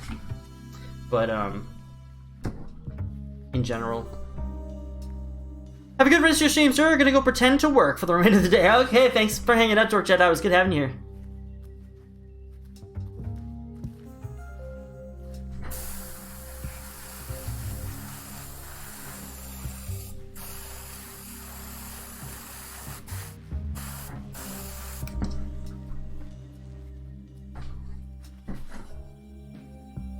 I cannot see the price guidelines. Did you go to the commission page?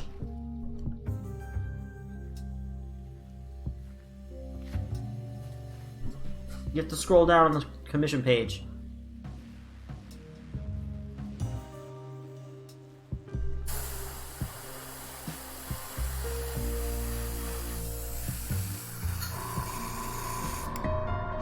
No, not on, they're not on Instagram. You have to read the whole post. You have to go to my they're on my website.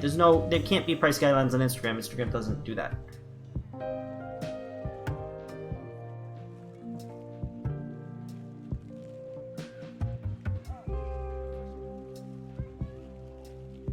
Instagram's great for checking out stuff, but if you want the pricing guidelines, you gotta go to my website. It's the only place you're gonna find that.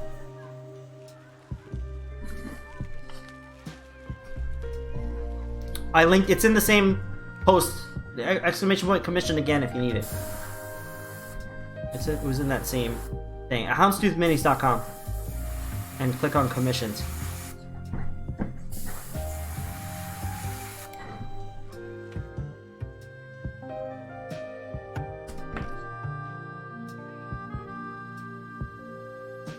Dr. Arcade TV. You've been around here for a long time, haven't you? I don't. Something about that name's really familiar.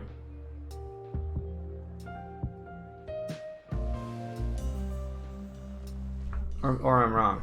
It's possible. Alright, those are all primed. Now we're just going to do a quick prime on these, just another top-down white spray. And these Die Hard miniatures.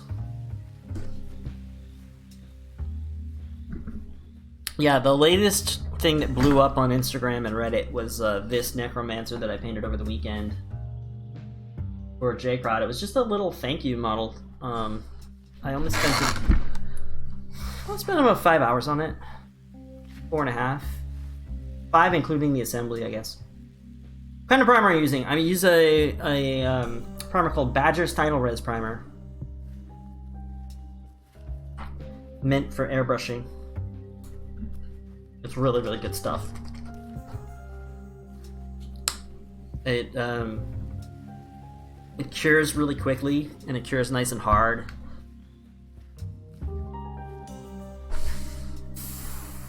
With the old Vallejo primer, when I used that, the best way to handle it was to spray it and then leave the model alone for a full day, for like 24 hours, and not touch the model again until tomorrow. But here, it only takes about 15 minutes. And honestly, I've painted over these models with less than 15 minutes so many times that it's been totally fine. I've had times with the old Vallejo primer I used to use where I would try to paint on it in like 3 or 4 hours and it was still too soon, and it would not work. That is a sweet gift for Bongo Boy. Yeah, it is.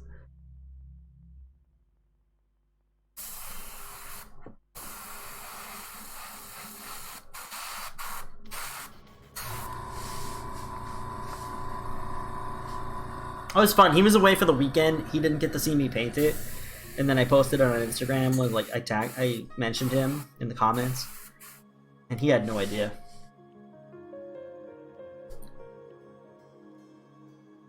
Made eggs and coffee. Ooh. I wouldn't mind getting some coffee. Too bad the Hans Gruber face is a little melty. This guy does look a little bit like Carl, though.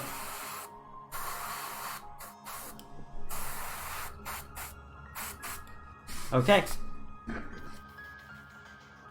I couldn't find any examples. I don't know if any of you would or could find it, but couldn't find any other examples of anybody who'd actually painted these Die Hard miniatures from this game. You know, I often look. I just want to see what I'm up against in terms of like quality. I mean, generally, lucky for me, like not to sound like a huge jerk, but most of the time, what I can manage is a lot better than the average. Like if I just like choose a model and look it up on Google Images and like, okay, I pick a model and I look it up and I look at 40 pictures of other people's painted versions of it. Usually I'm in the top half of, like, in my own brain of quality, which is what I'm aiming for. Like, I don't want to be in that bottom half. Like, there've been, at least in the last 2 years, there've been very few cases where I've painted something and I've looked on the internet and been like, oh man, mine looks terrible and everybody else's looks great. I don't even know if that's ever happened in the last 2 years, but when I first started painting, for sure.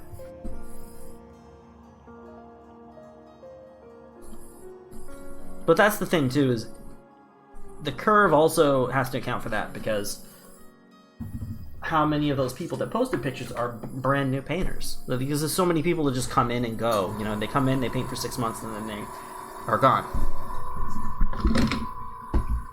What is in the brush cleaner? So I used to use some commercial brush cleaner, but I just ran out and I haven't bought any. That stuff's really good. What I usually use now is just a little bit of isopropyl alcohol and water.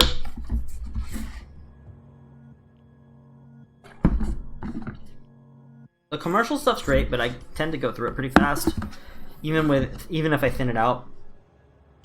I don't know what's in the commercial cleaner. I think it's a little bit of like maybe glycol, maybe alcohol, maybe some surfactant, some soap. I'm out of Instagram jail. I can like things again. Why were you in Instagram jail? Did it think you were a bot? Were you throwing too many likes per hour?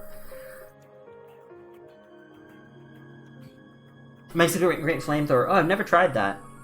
That would be dangerous.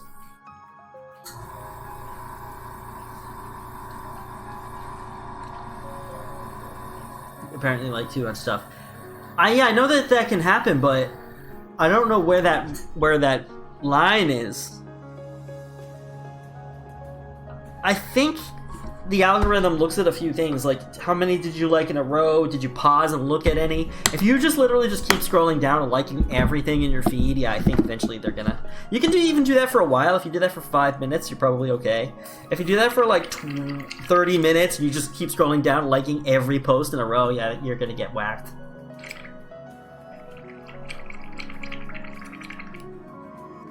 I don't know. I mean, it hasn't happened to me. Don't let them crush your spirit. Do it again, Darklore. Go back to jail. Become the world's first Instagram likes advocate, activist. Demand your right to like other people's artwork or whatever.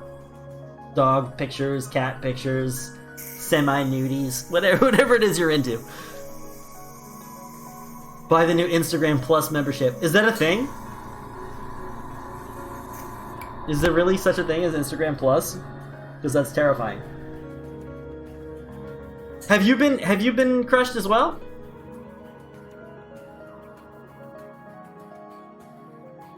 I have never looked at this TikTok thing. You're like the third person to mention it. Every time somebody mentions TikTok, the funny thing is, just for me, I'm sure they did a bunch of focus groups or whatever, but for me, TikTok has such a negative connotation.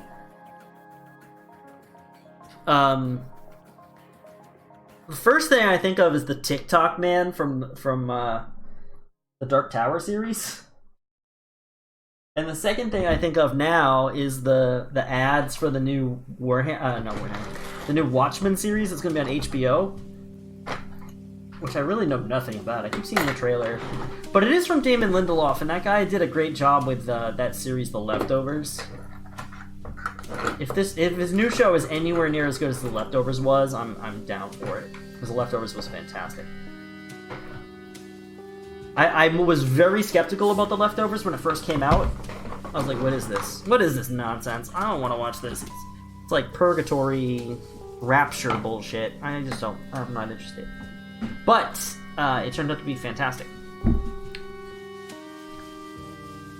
TikTok is a cesspool of garbage memes. Yeah.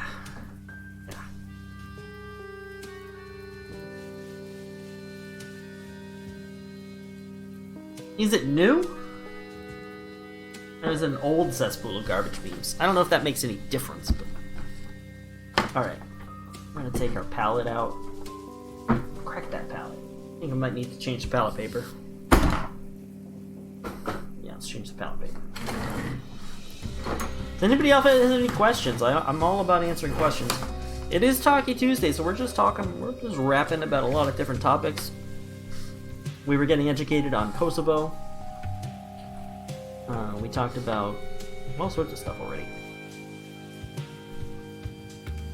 If there's anything anybody wants to talk about, just suggest the topic. Okay.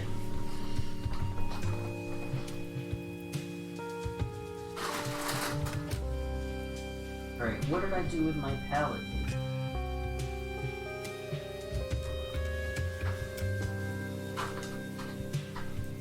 I guess I should have made sure I knew where my palette paper was before I removed the last sheet. But it can't be too far. But I might have to stand up in order to see it. Find it. We hit a donation goal. I'm gonna buy some shelving. It's gonna help out a lot around here. Do this stay organized. Oh, I think I see it. Wow, it's really interesting stuff.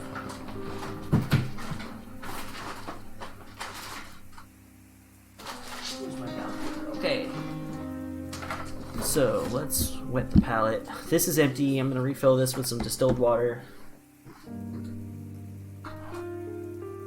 Before I do that, I'll just pour some directly into the palette.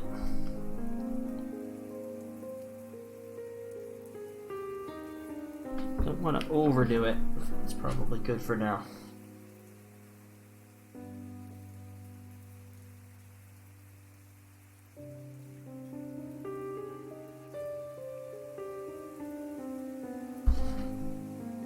And just a little more.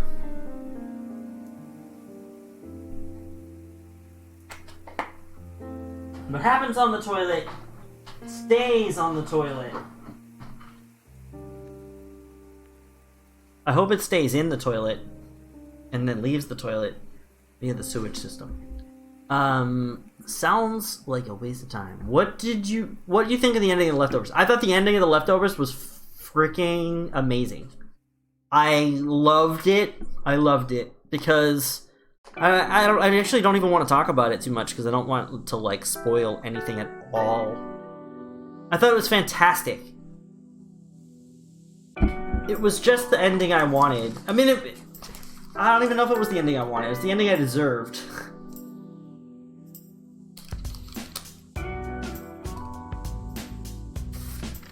Hey, Jake Crab, what's going on?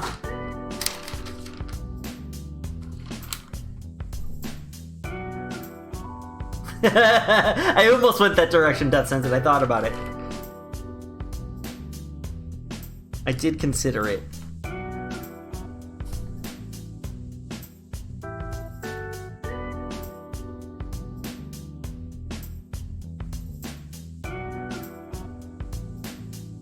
You know what? Because...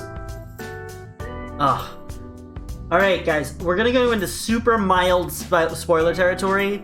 I'm gonna say as little as possible, but I'm gonna say something. So if you want to avoid spoilers for the end of The Leftovers, ignore me for about a minute. Just mute me right now. Right? Ready? Warning. 5, 4, 3, 2, 1.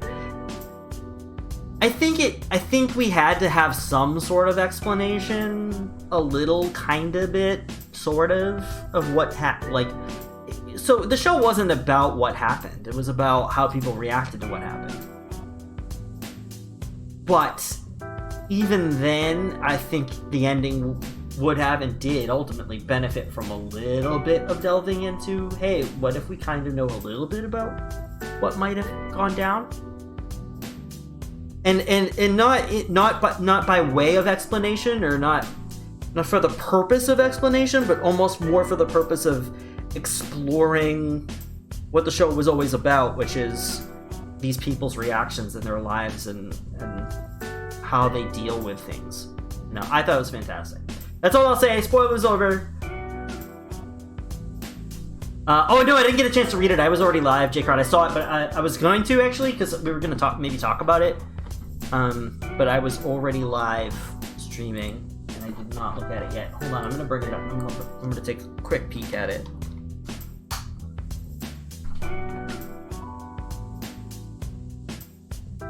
I thought it might be something cool to talk about. I saw what the headline was. I already forgot what the headline was, but...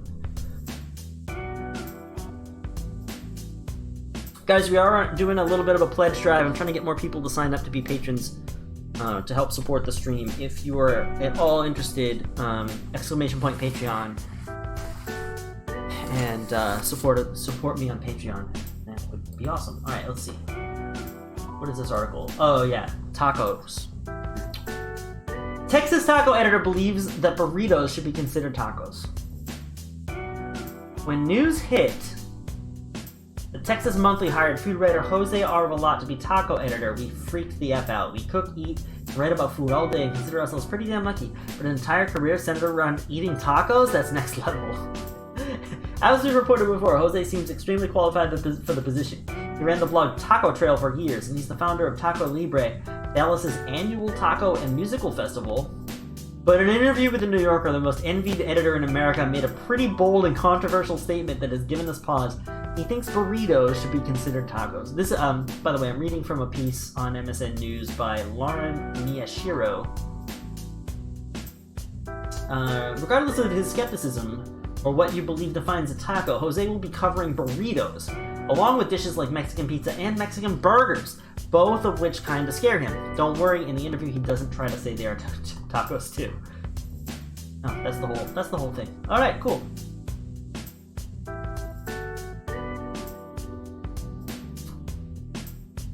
Oh, it's from Delish. From Delish by Lauren Miyashiro. Thanks for sharing that, Jake Rod.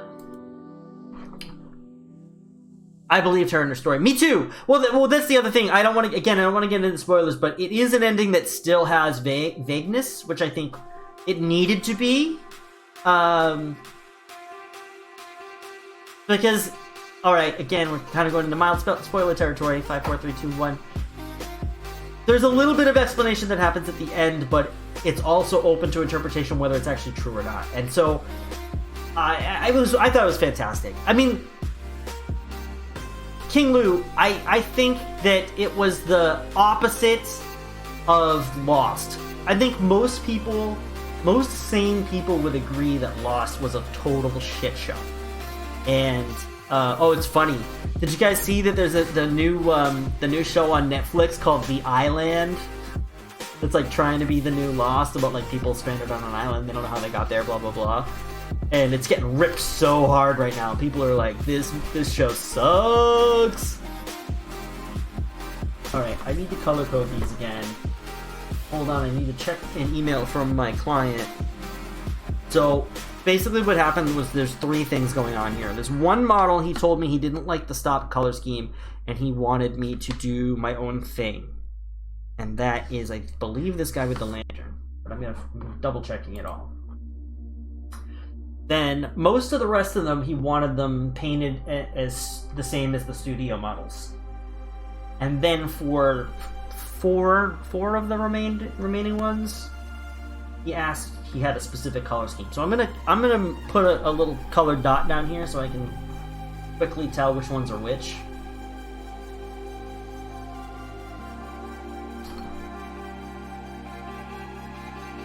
So I can keep it all straight and not do something wrong, necessitating a repaint. I don't want to do that. Let me check my guide from him. Alright, here we go. Watchman holding lantern.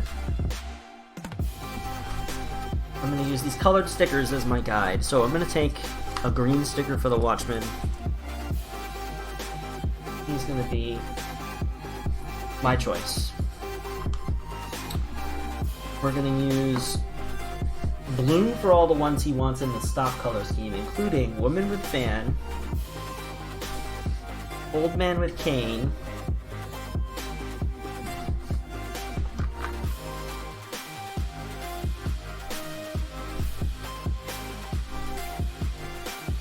Kneeling Priest with Naginata, Guy with the Hammer,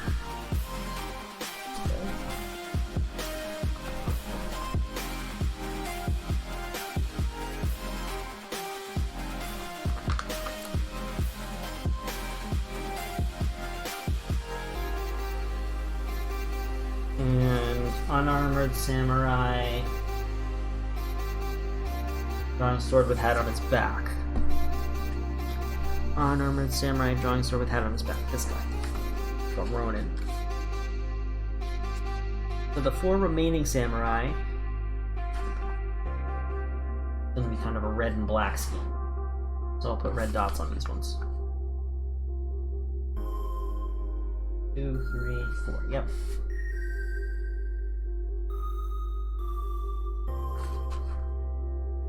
Well, wait, I thought a burrito was a calzone. Here I thought we all agreed on the cube. I do agree on the cube roll. I totally agree with on the cube roll.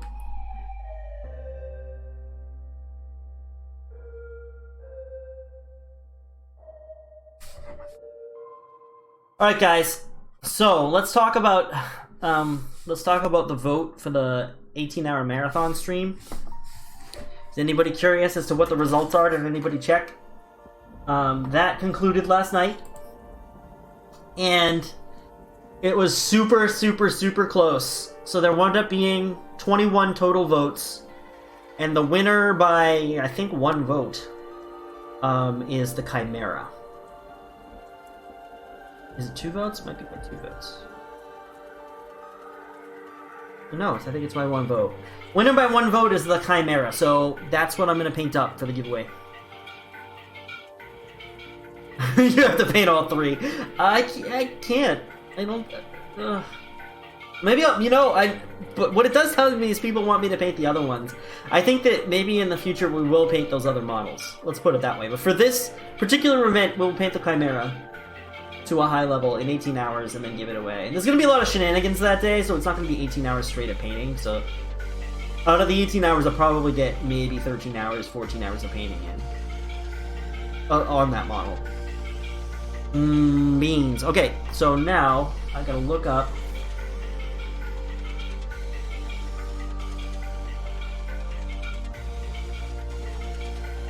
Open these links. I should bookmark these.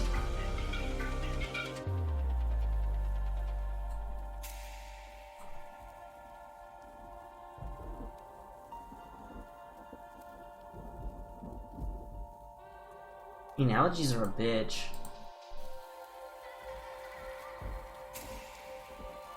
Alright, so he then said stock studio scheme for everything except these 4. So let's start with doing some of the ones that don't require any thought. Now this is the one that's my choice, right? No, this one. Put that one aside for now too. That one's a little bit more complicated too because it's got the lantern. Let's start with like this one.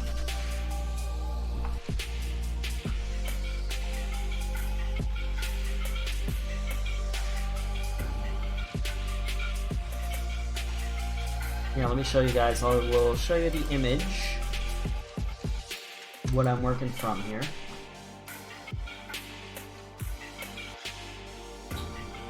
One of these days, I have to finally do that upgrade to Windows 10. So we're gonna try to do something like this guy in the lower left. My own take for sure, but we'll do a Buddhist monk kind of thing. Well, it can't be a Buddhist monk. He's got to be Shinto or something. There's no way a Buddhist monk is running around with a naginata, right? Isn't that kind of not Buddhist? I don't know anything about Buddhist warrior monks, but I don't think that's a thing. Somebody can prove me wrong.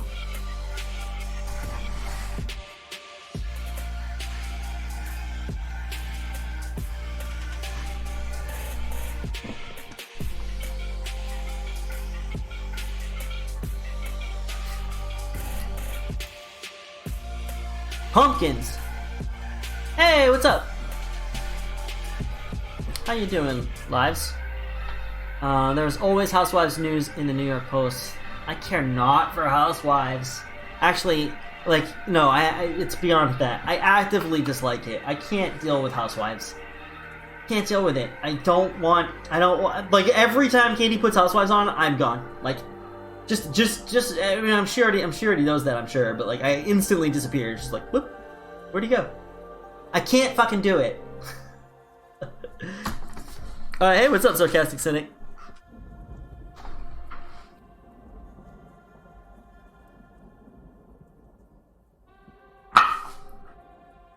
I can't have that in my life. I gotta take my shoes off.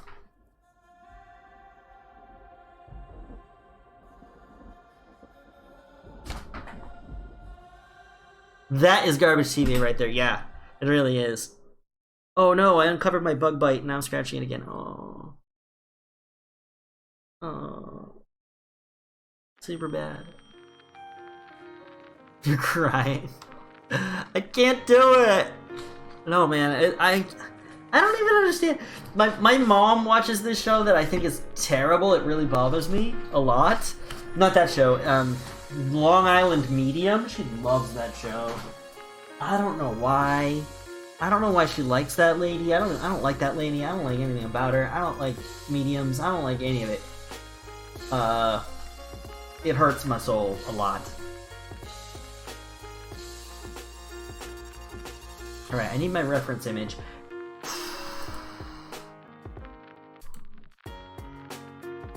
Should try to crop this or something and put it on the screen.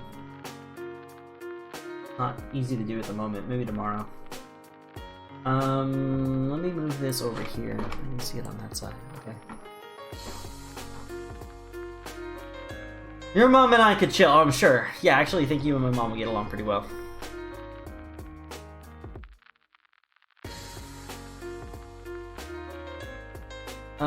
The hair on that lady. I should probably not smoke. The hair on what lady? What?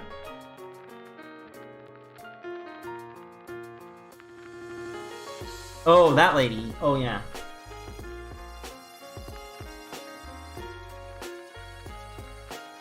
Yeah, the Long Island Medium. Why does anyone care about a bunch of overprivileged women doing their lives? I think it's just because it's so different from everyone else's life that you just find it fascinating that people get to live this way, even though it's a terrible idea. Like, but the other thing is, some people like still aspire to that. Like, I don't aspire to that. I don't want to live like a real housewife. These people are fucking idiots. They're horrible. They're horrible to each other. They don't have. They're not happy, most of them. I don't know. I used to watch a little bit of, years ago, probably like 10 years ago? I have no idea. I've seen some of the Real Housewives of Beverly Hills? I don't know. Orange County? Orange, I don't freaking know. I think it's Orange County. Long Island Medium, she uses like 2 giant cans of hairspray a day. That's crazy. Yeah, that's the point, I guess. I don't know. I think it would be better if we just ignored them and let them die in obscurity. Alright, so what do we need to do? This guy needs yellow robes and orange. Alright, I'm gonna grab some paints. I had that orange out earlier. What did I do with it? Here's the orange. I need orange red to shade it. I've got just the one. That.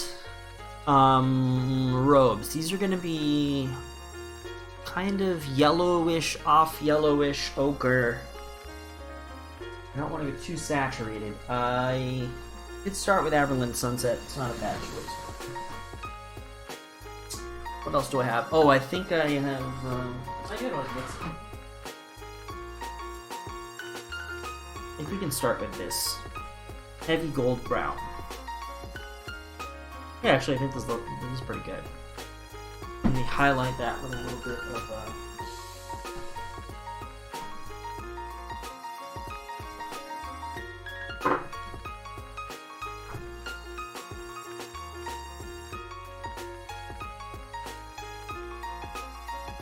like amber gold. Alright, and then we're gonna need some off-whites. Let's do cloudy gray or something.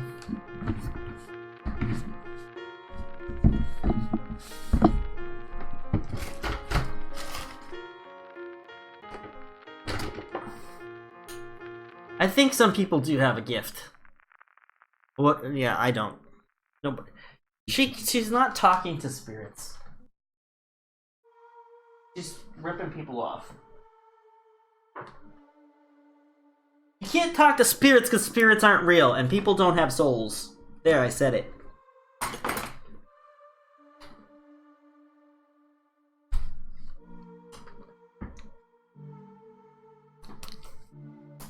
People don't want to admit that you're just a fucking bag of carbon and water, and that when you die, there's nothing else.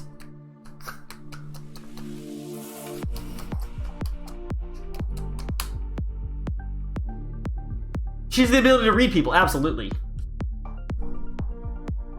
She does. I mean, she's talented. I'll give her that. She is most definitely a talented lady.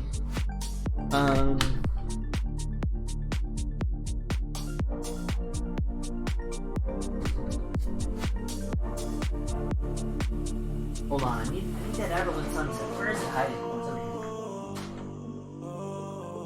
Oh, no, I don't need Everland Sunset. I've got this. Zamisi Desert? Yeah, that'll do it. Perfect. Alright, let's paint a monk guy.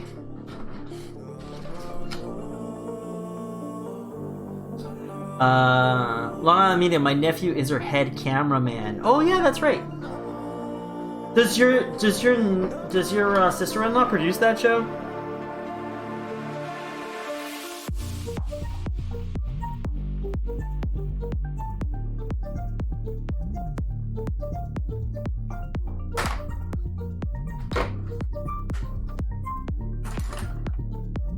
I have nothing against the production crew.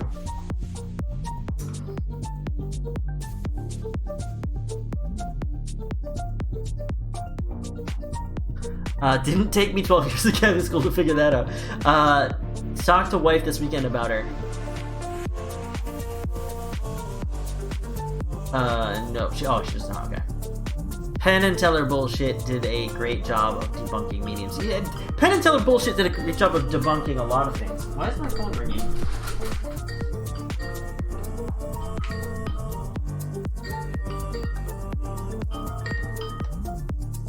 Stop.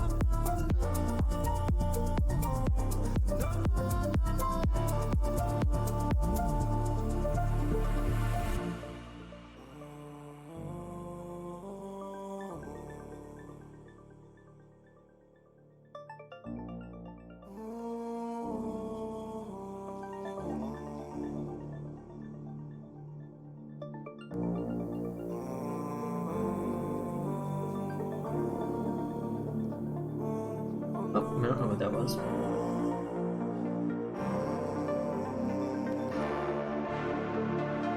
Saturday. Alright, nothing exciting there. Bah humbug! I don't know what to tell you. She does shows like Born This Way and Live PD. Yeah, I know she did Live PD. Yeah, I haven't watched Penn and Teller Bullshit for a long time.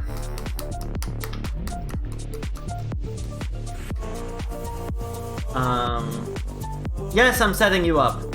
LOL, you might not want to talk to her about it.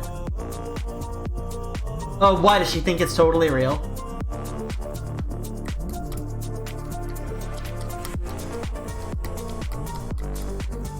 Cold Reading Gone Wrong is very good to watch.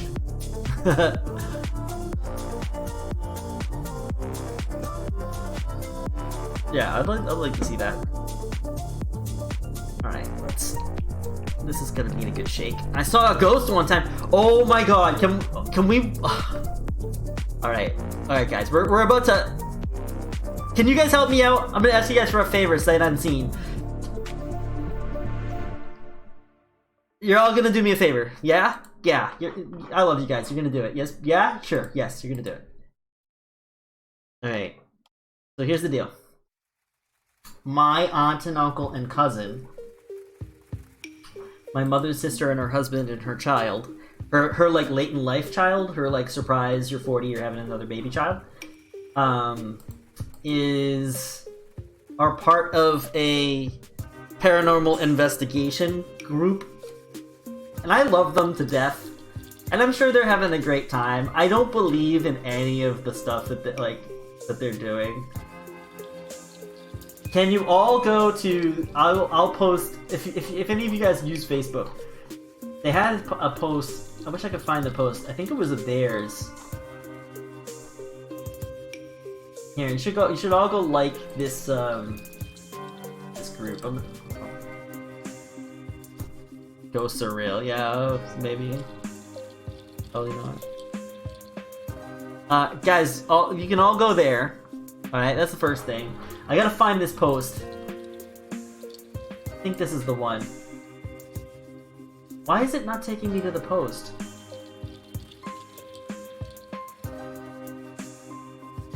Here it is.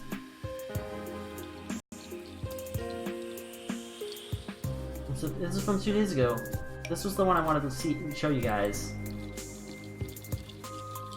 Hold on. Home, posts.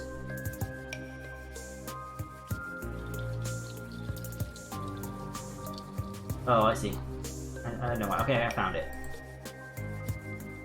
Damn it! What the hell's going on? I just want to open the damn post. Facebook is the worst application ever. Whatever programmer works for Facebook, just get it together. All right, here we go. Here's the video I want you to watch. Watch this. Proof ghosts are real. Absolutely. Some of you are gonna watch that and go, "Yeah, dude, that's it. Ghosts are real."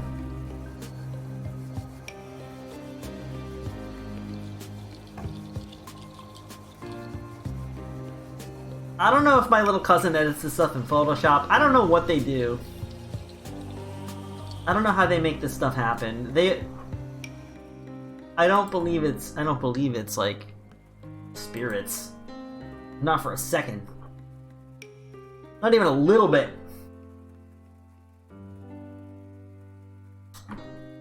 Alright, and then once you've watched the video, come back and let's discuss. Throw them some likes too if you're into that stuff. If you like ghost hunting, you know what? I like ghost hunting shows, but not because I think it's real. Well, for one, the locations they go to are cool. That's why that shit used to be on the Travel Channel.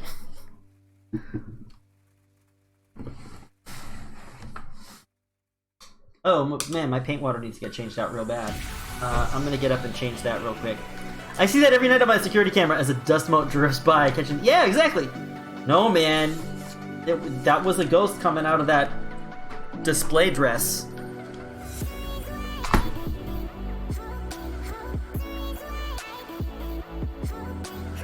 It could be a dust part. It probably is. Alright, I'm gonna change some water. I'll be right back.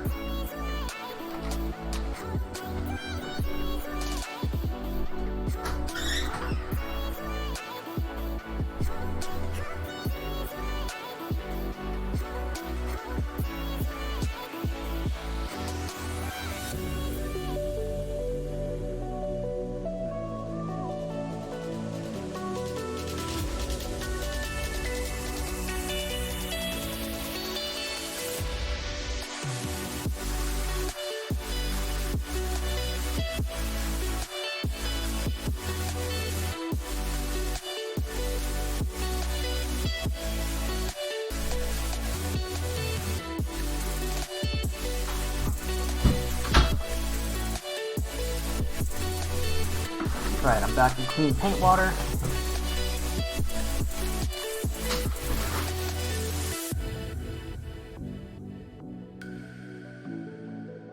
Yeah, well, that's true. I see that every night, yeah. Like, once I thought I got a bunch of orbs outside, it was just planes. It's not that complicated. Lens artifacting or some dust particle. Yeah, but I think that I don't think it's that, because I think that they actually manipulated it. Like, I think that they made it happen. I don't think they just stood there until they got that stuff. Like, I think they, especially in their videos, like, it seems too non-random. It always happens at a time or place that would happen for maximal effect, you know? I believe in ghosts, aliens, God, Bigfoot, Loch Ness Monster, global warming, and most of all, 000 brushes are legit. J-Crod's a fool. That's wonderful. You keep believing, little buddy.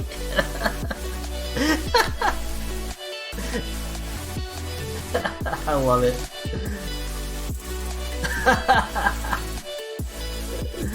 Oh, I love it.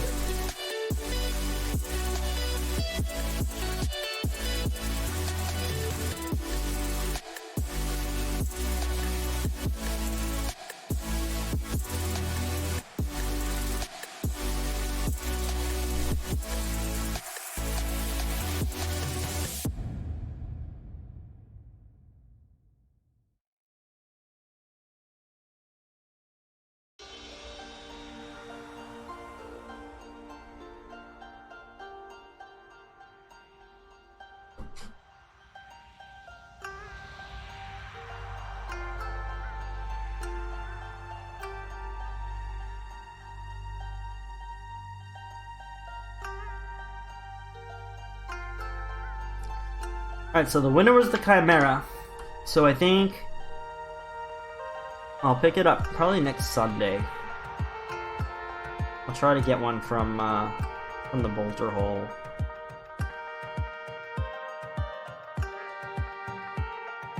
I owe them a little business anyway. And I think I have a $20 store credit from winning the painting contest.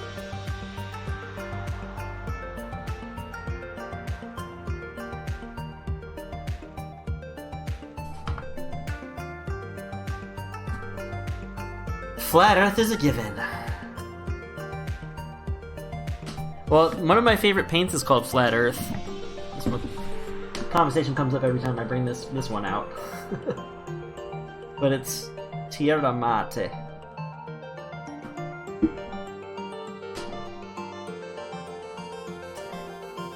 Darkwood, that's the one thing I do not believe. Flat Earth?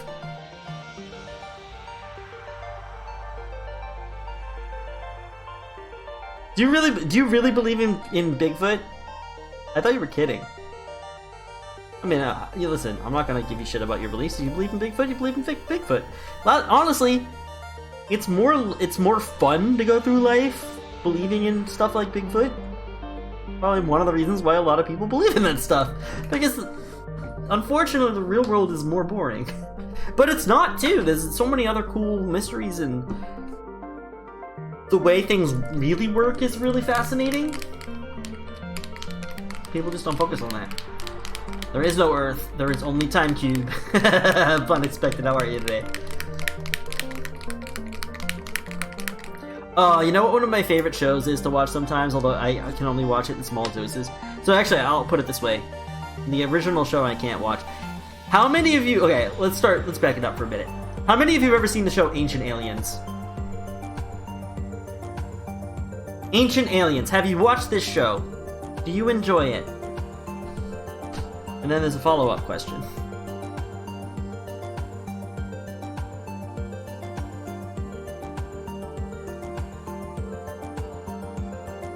Cold Fusion. I believe Cold Fusion was real. Was real?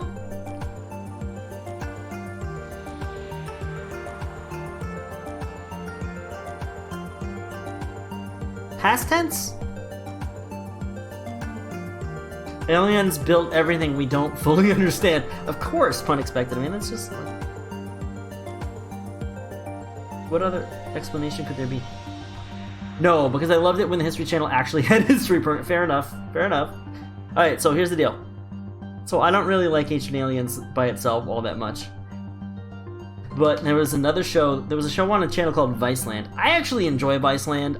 The Viceland news broadcast that's on HBO every night I love it. I think it's really well done. I so prefer that to the network news.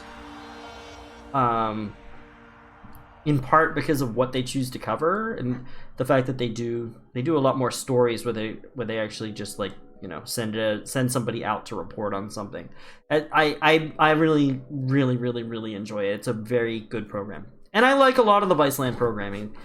It's not all for me. Like, there's plenty of shows on there that I just don't really enjoy myself, but I think that it's generally pretty cool. Anyway, this one show they had was freaking amazing. They have a lot of pot-based programming, right? So they had this show called Action Bronson and Friends Watch Ancient Aliens. If you ever get a chance to watch any of the specials of the first series or whatever, I recommend it. It's funny. It's just so funny. It's the best kind of comedy because they're not in on the joke, but they are. It's ridiculous. Let me explain what the setup here is.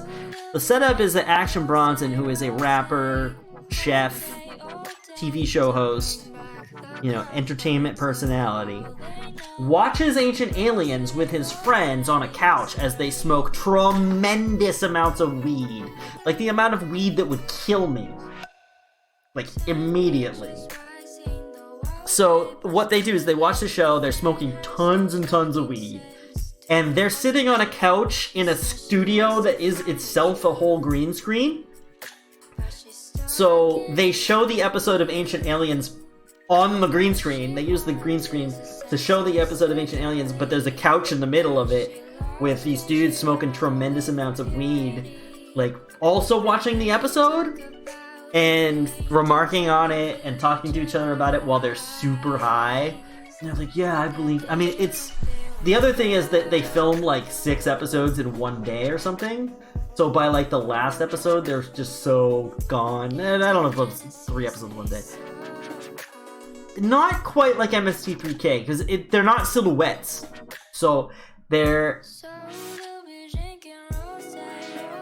You'd have to see it to... I mean, it's hard to describe a little bit.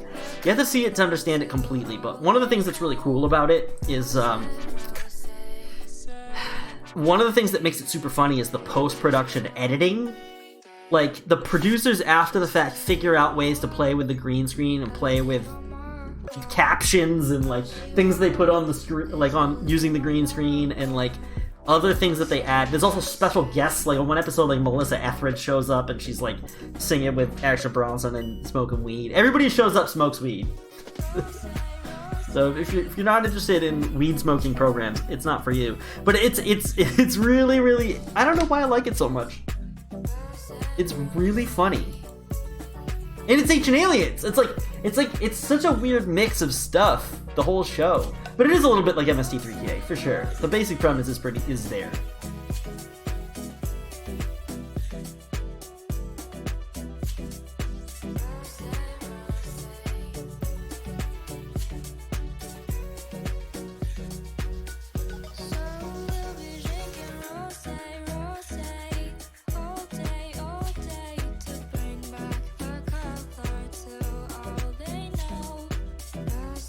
Have you seen? Yeah, Drunk History. I love Drunk History. Yeah, it's similar.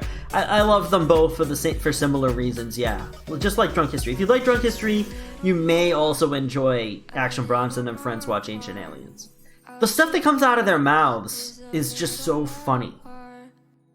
There was one series of quotes. I put it up on my Facebook wall like years ago. It was so hilarious. He's like, I wish I could find it really quickly. It was the beginning of one episode. And he was just like. I can't remember. It was this weird ramble that makes no sense, but it's the kind of stuff that would come out of your mouth after you'd done a lot of drugs. Now, I'm sure to him it made perfect sense at the time.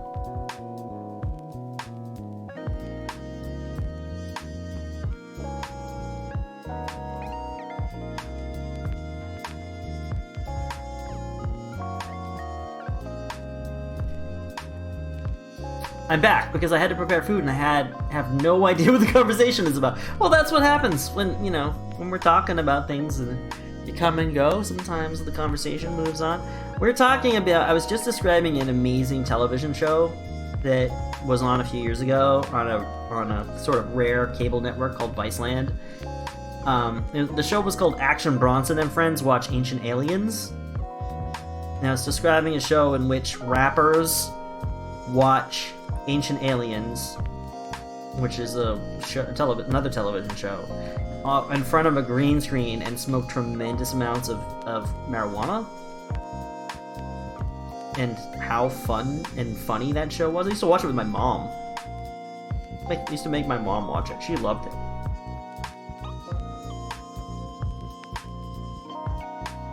How could you not love that show? It's just so funny.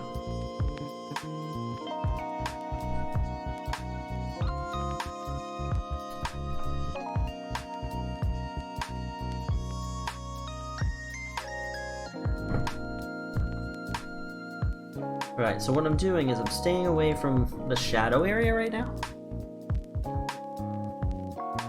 You can see I just left the dark primer. So I'm going to come back in with a mix of this and maybe a little tiny touch of black. I gotta find that bottle of black I bought last week. I bought a bottle of black because this bottle was almost empty, so I made a specific trip to go out of the house and go to the store just to buy the black bottle of paint. And I brought it up. I know I brought it up into the apartment. I just also don't know where I put it. I'm wondering how the weed affected their ability to believe in what they saw in Ancient Aliens. Oh, it did. I don't know. I mean, I don't know how much, if it changed anything. Also, those guys are just such crazy characters. Like, they had a lot of guests, like Tyler the Creator. It's the same core of people that are always around Action Bronson. So, like, Big Body Bess and Mayhem. And I forget the Alchemist. He's the producer guy that works with him. Because he also has a cooking show called, hold on. There's a little profanity in the title, but it's called Fuck That's Delicious. That's the name of the show. And it is a really good show. It's a typical, like, travel food show, you know? But with weird dudes from New York City.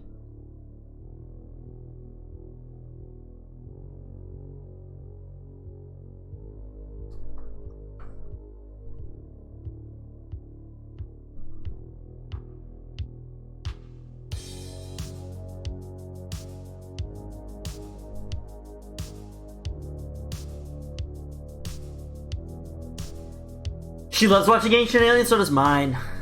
You know, it's funny because, like, my mom says that she doesn't believe in that stuff. Like, maybe it's only because she knows how much I don't.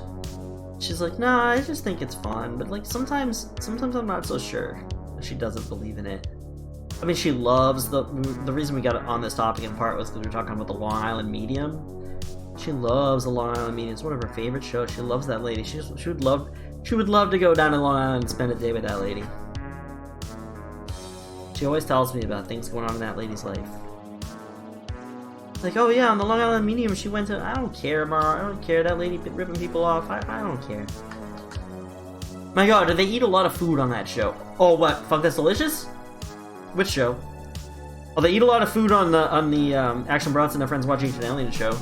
That one of the like segments is they call in food and somebody comes in and delivers food to them while they're smoking weed and watching Ancient Aliens. It's funny. They've had all sorts of deliveries from a whole bunch of different places.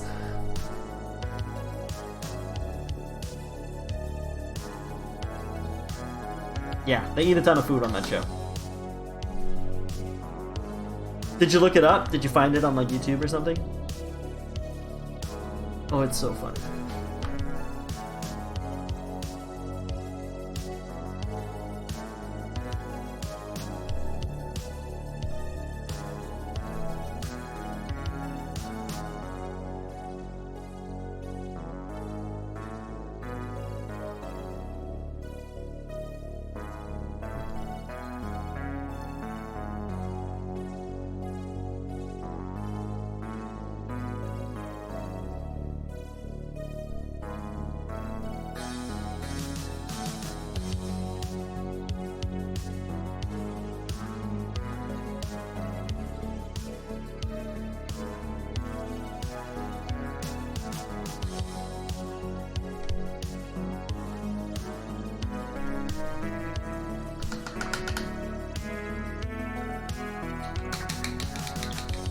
The show should be called Ancient Weed. I like the title, the original title. Oh, it's actually the full title of the show. I think it's called Traveling the Stars. Action Bronson and Friends Watch Ancient Aliens. Or that was at least the name of the original special. It was originally just like a 2-hour special, and then they made it like a full season of like 1-hour episodes, or the half-hour or 1 hour? I think they were 1-hour episodes. I don't remember. Because I was smoking too much weed. Which is not true, because I don't smoke weed, but that would be funny to make that joke.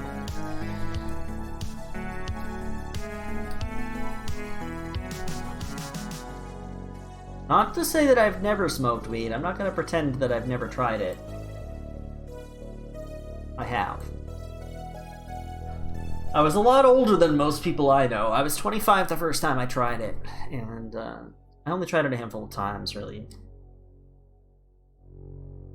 It's usually a few years between experiments.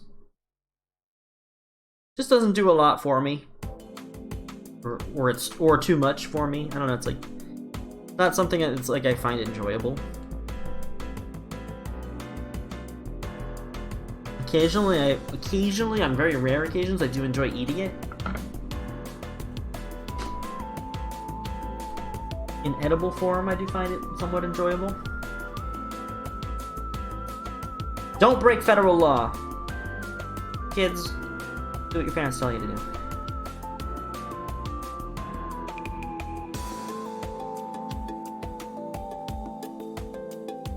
Stay in school.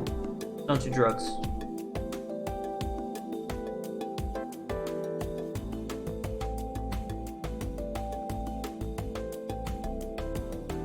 Drum and bossa.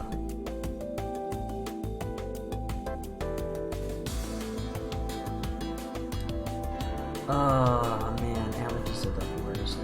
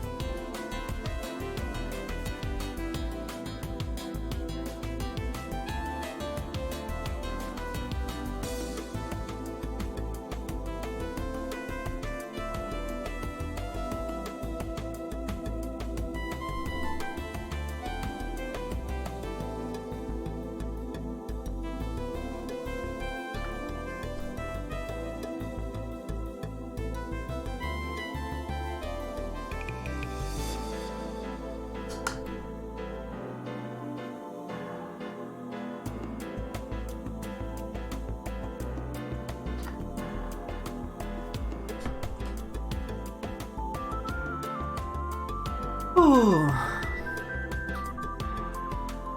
Wow. What else do you guys want to talk about today? We talked about ghosts and aliens and mediums and glycemic index. You don't have to do drugs or alcohol or whatever. No, you don't. Sometimes all you need is to be socially awkward. It's true.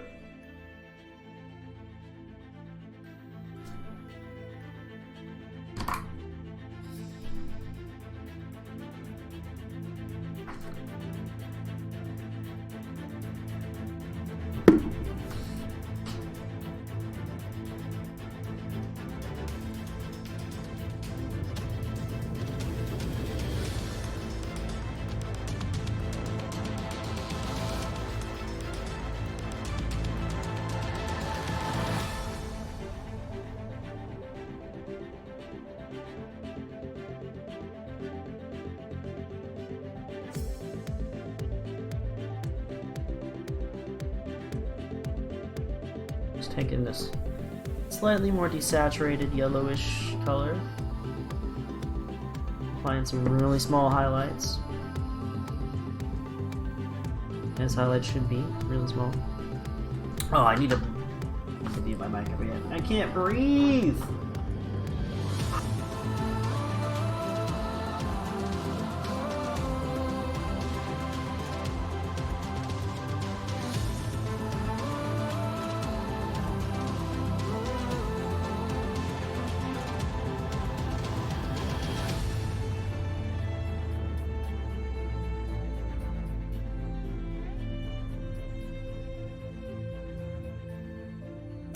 It's not working. I'm gonna need a nasal spray or something.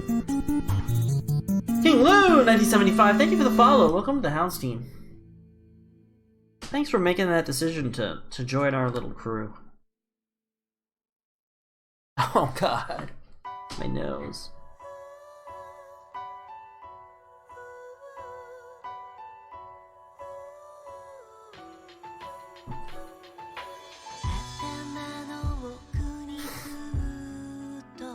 Sorry if I sound super gross. I can't help that.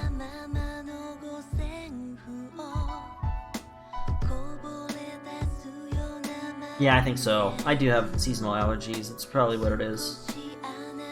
Almost definitely.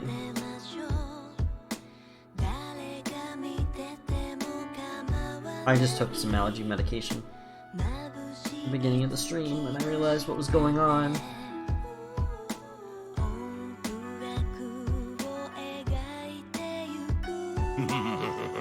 Wahaha! Hiya the papaya! Thank you for the follow on T-Life. I don't know what we're up to now. We must be closing in on 230, 240.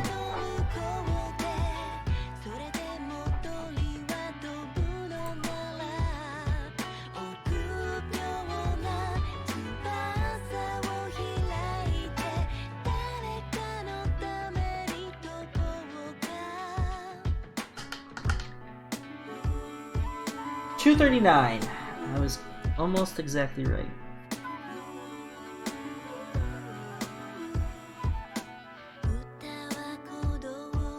D-Live growth is very small.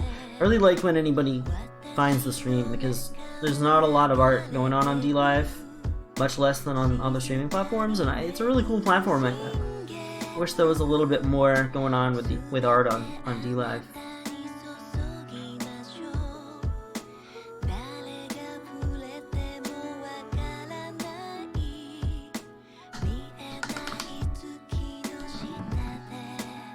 Alright, where's my cloudy... Oh, here it is. Vape pens are the worst. Nothing like smoking weed with real fire. I don't like smoking anything with fire. So, like, lately... Well, not lately. I haven't done any weed in a long time. I think the last time I actually smoked any weed, I think it was 2014. It was like 2 puffs from a vaporizer. It wasn't a vape pen, it was like an old school real vaporizer with actual weed in it. It was one of those. It was like one of those like $400 vaporizers. We just smoked a vape pen from Cali last night with 76% THC. Was great, except for the pen. Plus, who knows what's going on with these vape-related illnesses. The latest, like, public media, public hysteria, public health hysteria. Like, I find it odd that all of a sudden there's these illnesses. Like, are you trying to tell me that people have not been getting sick from vaping for years? Just only this week? Like, it's possible, but only if there's a specific reason for it. So either people have been getting sick for a really long time, or been exposing themselves to dangerous things for a really long time, or there was a very acute something that was in something that went around only very recently. I don't know. Probably, maybe a little bit of both.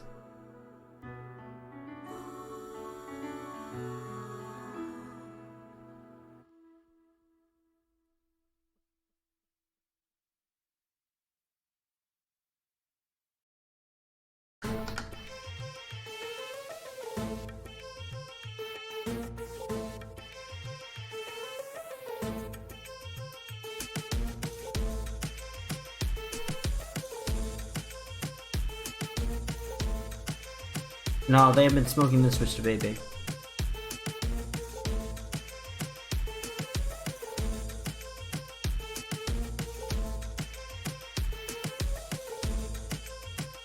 Do you think these vaping-related illnesses are smoking-related illnesses? Not impossible. Thousands of people are dying from tobacco and alcohol, like, every year. That's fine. 5 people died from shitty vapes, and everyone is losing their mind. Yeah, that's true. I guess, well, I think I sort of understand. Oh, popcorn bun is definitely real, but I think everyone's losing their mind not because... The thing is this, right? Thousands of people died from tobacco and alcohol, but everybody already knew that was a risk. Like, nobody's surprised by that. I think it's the surprise factor that's the issue. It's like, oh, but we thought vaping was safe, which is, first off, that's just crazy. That's crazy. I mean, I can understand teenagers believing that. They're like, oh, but it's because teenagers think everything is safe, because teenagers don't understand everything kills you. But, and that you will die. We should just, that's the number one thing. Like, if I had a teenager, I wouldn't let them do anything until they completely understood their own mortality. Like, you are a fucking fragile thing and you're about to die. That's the truth. If you don't understand that, I'm not giving you car privileges, I'm not giving you an allowance, I'm not giving you anything until you can prove that you understand that you are a fragile mortal being and that there's other fragile mortal beings all around you that can be hurt by your actions.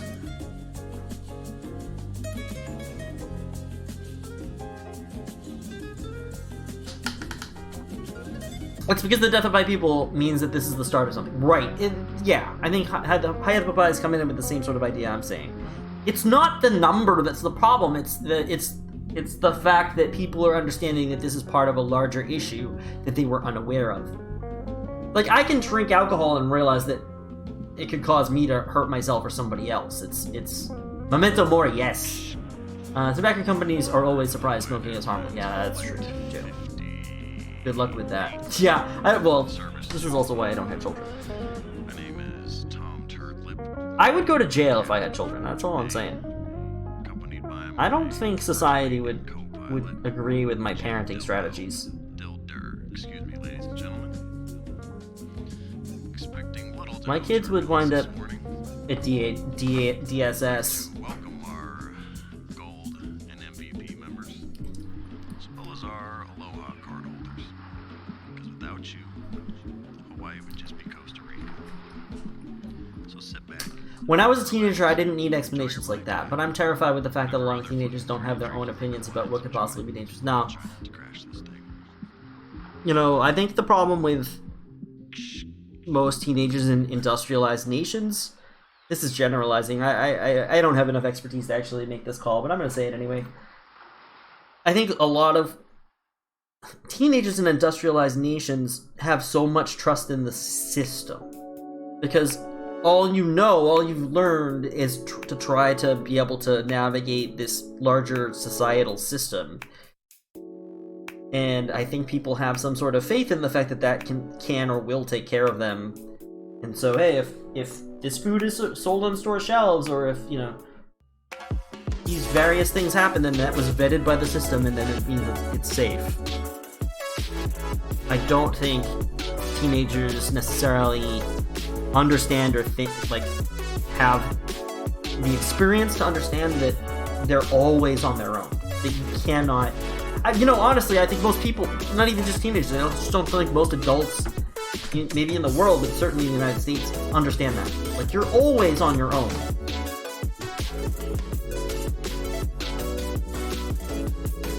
You can't really trust anything from anybody. Anybody. Your wife, your kids, your mom, your dad, you can't trust them. You can't trust anybody except yourself. It's a sad truth.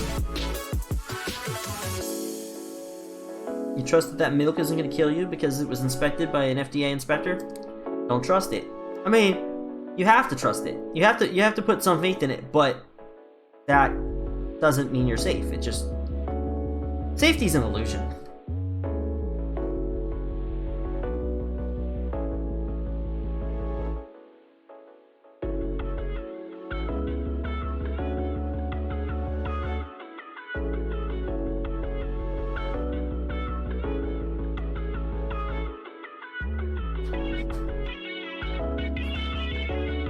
Well, yeah, I know what you're saying, Llama, about doing research and stuff. You're right.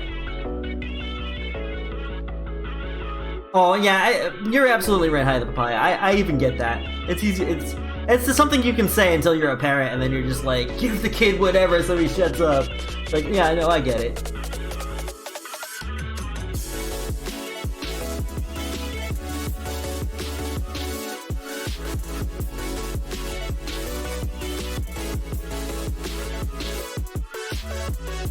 Houndstooth Minis would be fun stoned. Yeah, I'm pretty fun stoned, actually. I don't get stoned very often. When I do, I think I'm a lot of fun. Generally. I can be pretty fun drunk, too, actually.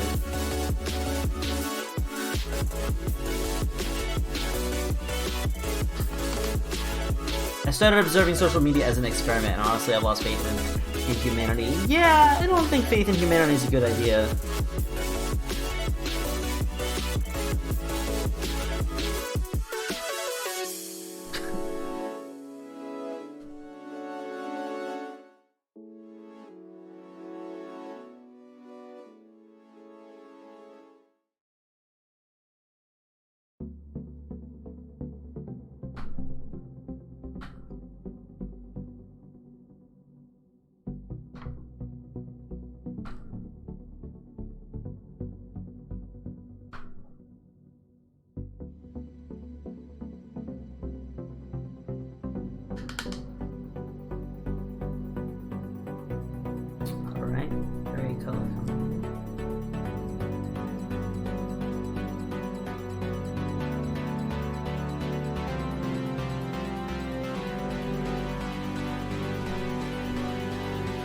I'm so happy that I'm quite old. It says one angry pup. I managed to avoid giving away all my life to social media.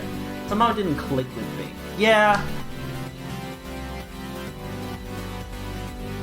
I totally get that. You know what I'm glad I never got into? Dating apps or electronic digital dating or whatever you want to call it. I don't even know what they call it. What do they call it? Dating websites. That shit is noxious. You're gonna tell me some idiot who decided the best way to find a person was to go on the internet is gonna find some other idiot who decided the best way to find somebody was going on the internet, and those people are gonna meet and have a baby, and that's the next generation of this planet? God damn it. That's sad.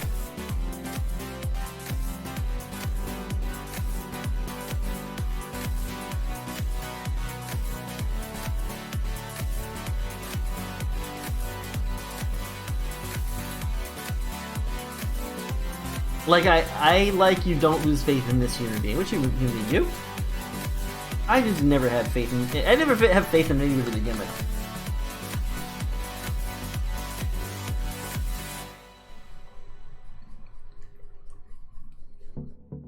Everybody needs to have some privacy. Yeah. You just need to keep a little to yourself. Even I'm a streamer. I stream everything. I stream a lot, and I talk about myself a lot. I'll tell stories from my life that I probably shouldn't, but, whatever. I just don't care. Damn it, I swear I only like 2 things and I'm back in jail. What? Are you really back in jail? You know what? I would get in touch with them. I would, like, talk.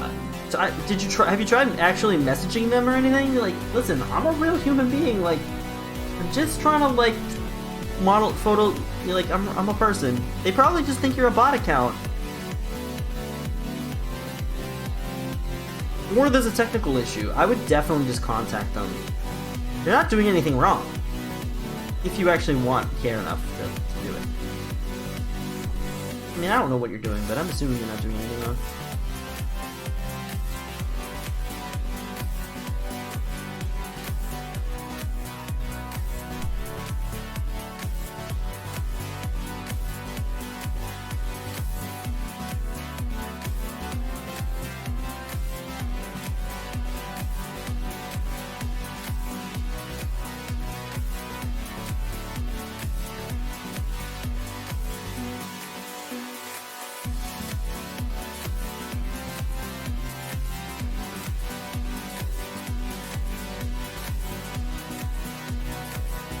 My bubby is divorced and on Tinder.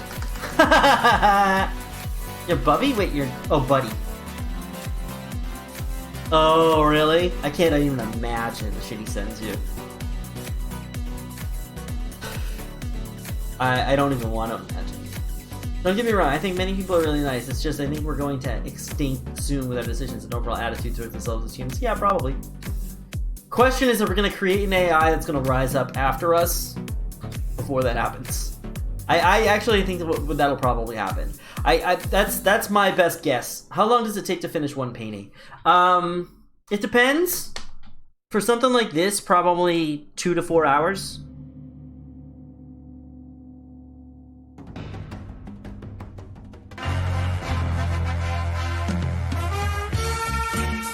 Oh, dropship! Nice. What's going on?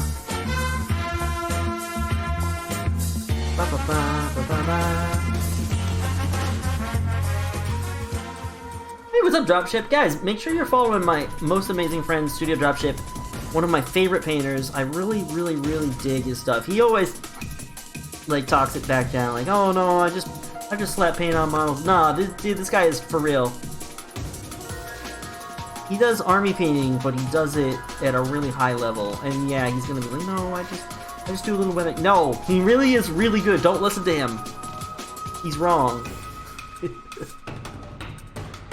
He's really good. What's up, Dropship?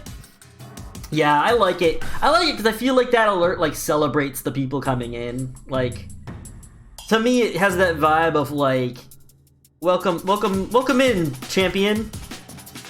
I hope your stream went well. How was your stream?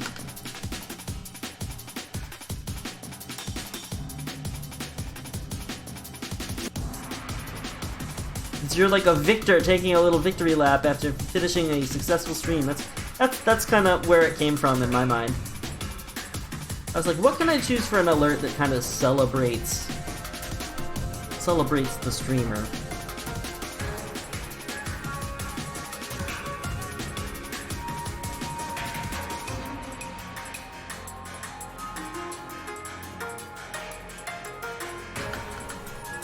I now want to run around the studio waving arms. The only thing I can think of is the second Renaissance from Animatrix.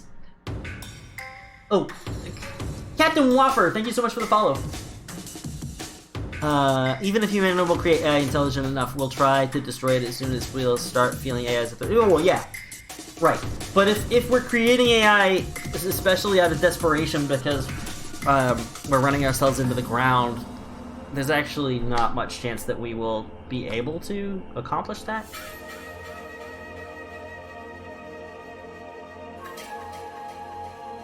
If we can manage to create a self-sustaining AI with the hope of helping ourselves, but then we fail miserably and destroy ourselves anyway, at least hopefully we've destroyed ourselves before we actually have a chance to destroy the AI. Then the AI will live on. It's a Talkie Tuesday. Talkie Tuesdays are days where we just really float around really hard to whatever topics people want to talk about. Sometimes a little bit more controversial than on an average day.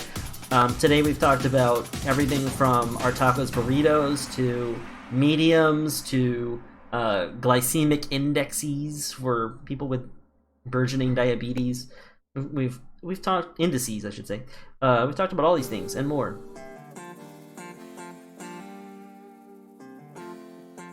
Well, I primed a whole bunch of minis and now have started to paint this miniature from Test of Honor.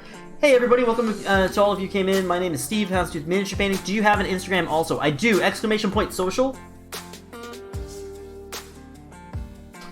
Other than an interwebs hiccup, yeah, it was a blast. Nice to be back streaming and painting. Nice. Are you still kind of breaking things up into seasons, Dropship?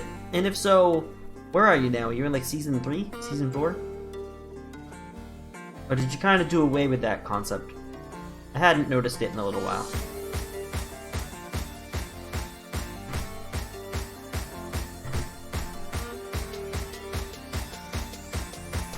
The last thing that I had painted up was a model I did as a quick gift for our buddy J-Crod. And I just painted this up over the weekend. Last night we did some basing for a couple models I'm trying to get out of get out of here. But I just painted this up just really quickly. It was a 4.5 hour thing, but it was like a really relaxed 4.5 hours where I was just, you know, chewing the cud, talking to people, and throwing down some paint. It's really fun. I did away with this. I got fed up having to change the damn label every stream. Yeah. Yeah, that's that extra work that quickly goes away and you're like, oh, is this even worth it? I had to explain the Ancient Aliens guy meme to my mom. Nice. Yes, oh, that's true. We did talk about Ancient Aliens. Look at the Johnny Depp movie Transcendence. I'd rather not, Dark Lord. I'd rather never look at Transcendence ever again.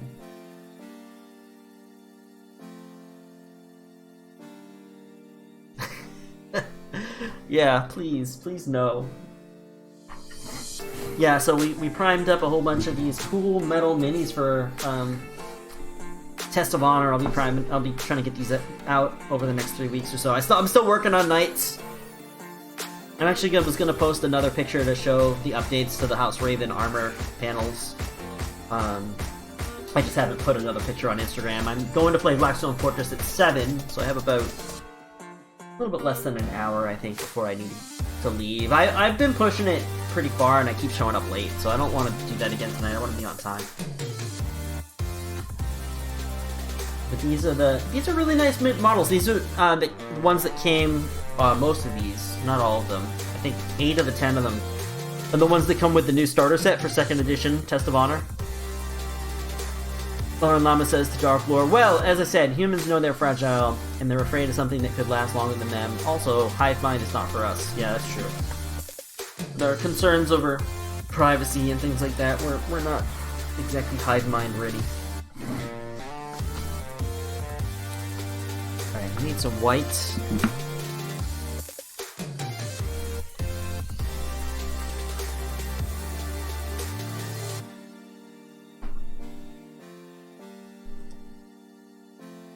Wait, what do you go back? These are Test of Honor? Yes, these are all Test of Honor.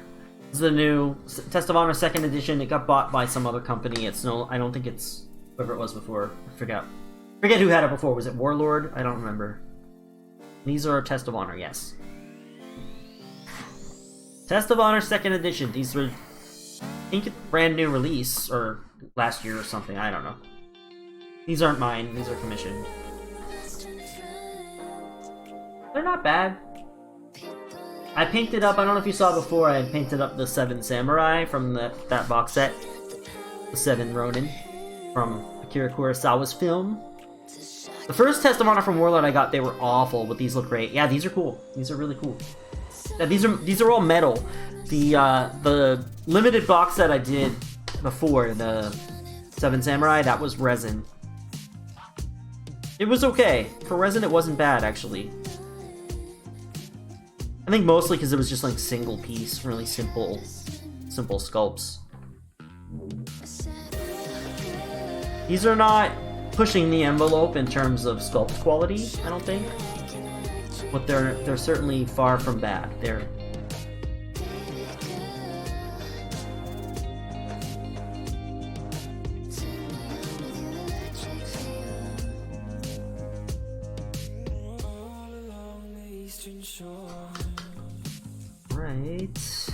Actually, let's go one more intermediate step here before I start hitting a bright white.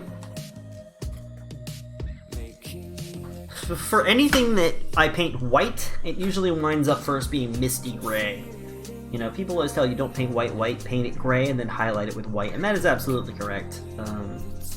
So I'm gonna mostly make the white parts of this misty gray. The Reaper color. There's plenty of other similar colors out there. Damn it, Steve! I need more. Don't need more distractions. Curse you and your awesome-looking samurai. Just be strong, man. You've got plenty of stuff to paint. Do not buy any Test of Honor. Don't do it. Uncle Yee, thank you for the follow on D-Live. Greatly appreciate it.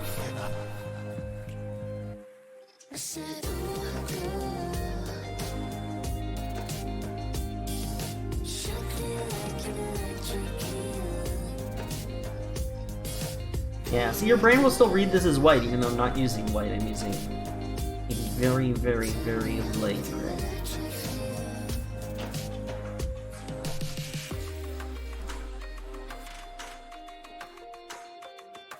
A friend of mine, Hotpot's been painting up white scars. I applaud him for that, but I have no interest in that. I'm listening and agree with all you just said. Clicks and adds to cart. Damn it, Carl!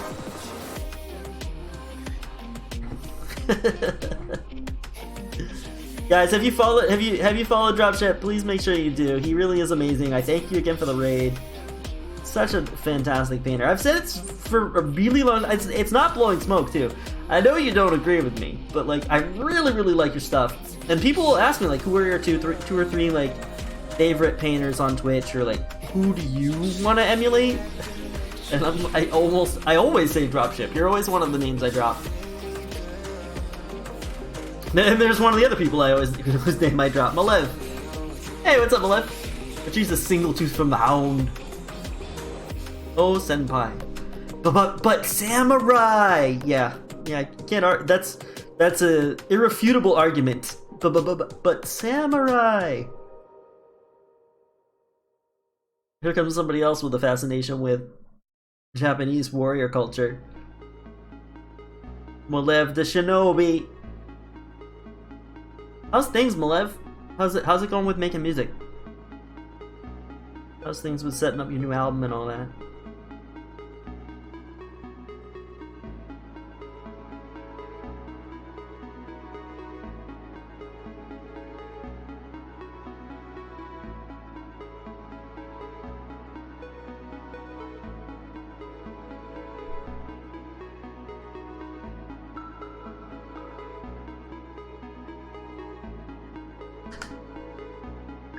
No, I can barely hold a brush straight. Yeah, you know what? Even if that were actually true, and I honestly don't believe that, obviously. But if it were even true, then who cares? Because maybe you don't need to hold a brush straight. The bottom line is your work always looks amazing, like totally crazy amazing. And I'm like, hot damn! I'm doing all this other stuff. Like I'm trying to do all these things and like put in tons of like effort. And then somebody like you comes along and says, no, you know what, just do this. This is faster, I sponge this, and do that. And the bottom line is it looks better. It looks, to me anyway, it's like what I've been trying to go for the whole time. And yet I'm doing all this other fancy schmancy stuff that's not really paying off. So, to me, you're where it's at.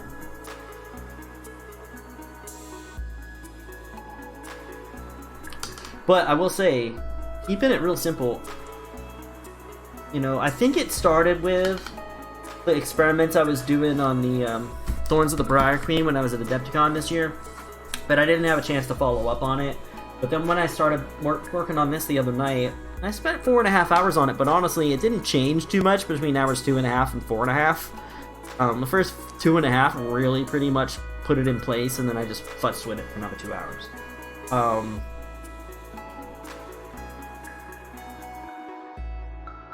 To Joy Minis asking for the mini-namer link. Yeah. Recently I was asked if I saw Dark Angel's Legion Praetor and Cataphracti Terminator armor. I said no. Could you both... Yeah, no. 2 days, have a big announcement. Haven't done much music stuff. Been a little crushed under a mountain of tasks. I hear you, man. You regret it? Why did you buy a bunch of Cataphracti armor Forge World minis? Wait, Spartan! Hey, what's going on? How are you? Haven't really watched you before, so I felt like saying, hey, please do. Yeah, that's the whole thing. Whenever you come in, I want everybody to come in and say hello. Like, you're welcome to lurk, but I love when people come in and actually chat and say hi. It's funny, I look at your commissions and think exactly the same. Yeah, no, it's funny. It's the same thing like when I look on Malev's stuff too. I watch Malev and I'm like, yo, how come I can't do that? How come I can't just be that guy? And then I'll watch what he's doing and I'm looking at it and I'm like, look, I don't quite understand the magic. Like, why does Malev? Like, I haven't figured it out. In theory, I know enough about painting that I should be able to look at him paint and go, oh, yeah, it's because he does X, Y, and Z. Part of it, and I think the answers are there. I think part of it's just that I'm too close to it, and I'm not seeing the obvious things that make Malev's work Malev's. I don't know. Not that I straight up want to steal Malev's style, but yeah. I totally do. But, yeah, I mean, I don't know. Yeah, no, I actually straight up want to steal Malev style. If I could just make my stuff that smooth. I don't know. Do I really want it to be smooth? I don't know if I really care. That's probably the real reason. So Meso! Thank you for the follow. Let's highlight his little prayer beads. It's kind of magic, yeah. Yeah, but Malev uses the power of flow. It's technically a form of magic. Yes, it is. This is correct.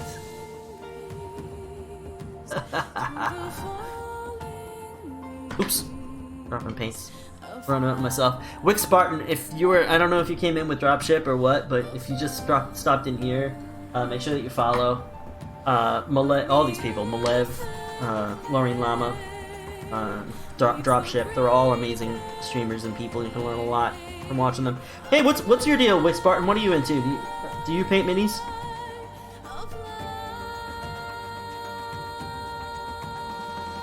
Ah, thanks, Jomezo.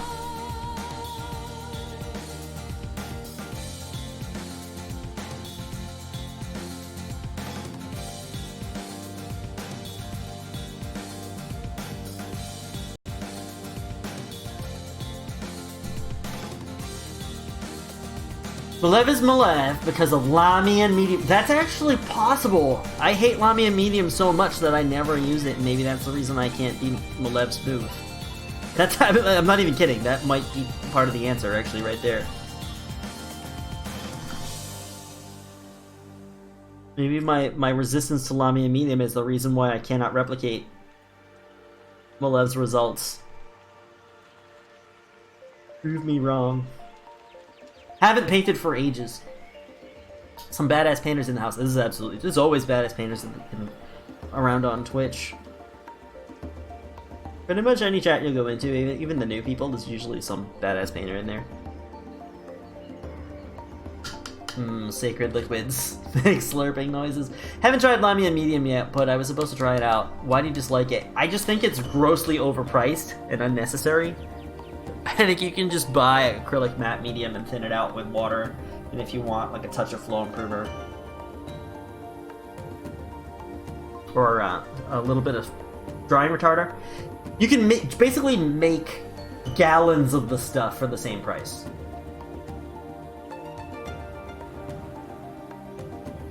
Or you can make, you probably have to spend about 3 times as much money, maybe 4, and then you can make like 17 gallons of medium. But then again, I don't bother anymore. I used to have a little bottle of my own like Lamian medium type mix, and it's been a while since I've done that or used it, so. Hold on, I'm gonna mute the mic again, guys. I know I'm gonna fail, but I'm gonna try to get my nose passages clear enough that I can actually speak.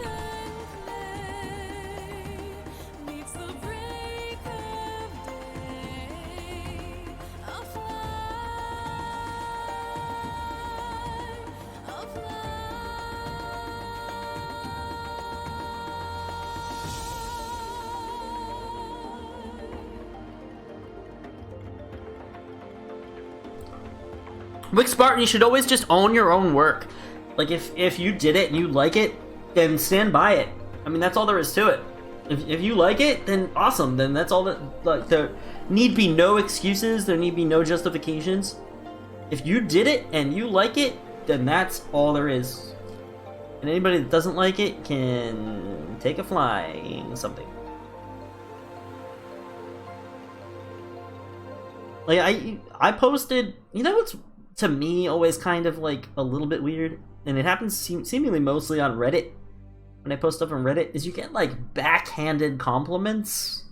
You get these compliments where someone's trying to give you a compliment, but they're also trying to like, categorize you in a weird way that kind of also feels like a little bit of a slight. Dark Artisan TV, thank you so much for the raid. How are you doing today?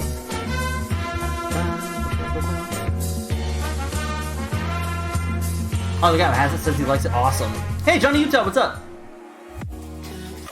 Been lurking all day while I work around the house. Oh, cool. Yeah, New Testament Honor stuff. That's absolutely right, Shadow Hunter BT. Nice, good call. I want to stay and hang out, but haven't eaten yet. No, dude, go, go, go. And I have to sit for an industry as them. Oh, shit, yeah, no. Go get yourself some food and get some rest. Good luck on your exam. Oh, I'm sure you'll do fine. Yeah, welcome in, everybody. How's it going, Dark Artisan and crew? How was stream?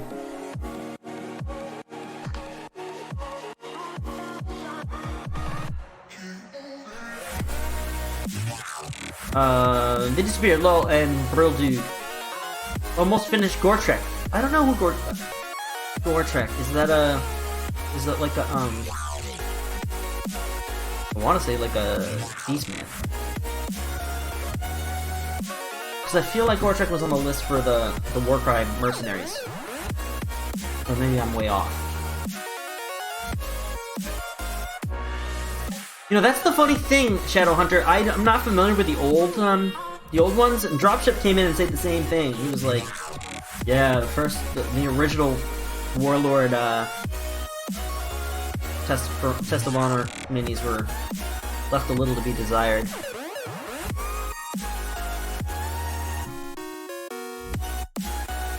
I never saw them, so I don't know, but I'll take your guys' word for it. He's a god of the fire. Oh, yes, god. I keep forgetting. Somebody got mad at me like 2 weeks ago for not knowing who Goretrek was. He's a god of the Fire Slayer's Dwarves. Yes, naked, ginger, and angry. Right, Goretrek the Thunderer, yes. They're all just wacky fantasy names to me until I can actually associate them with a person, you know? Absolute mad lad. Yeah, there's a whole bunch of books about him, right?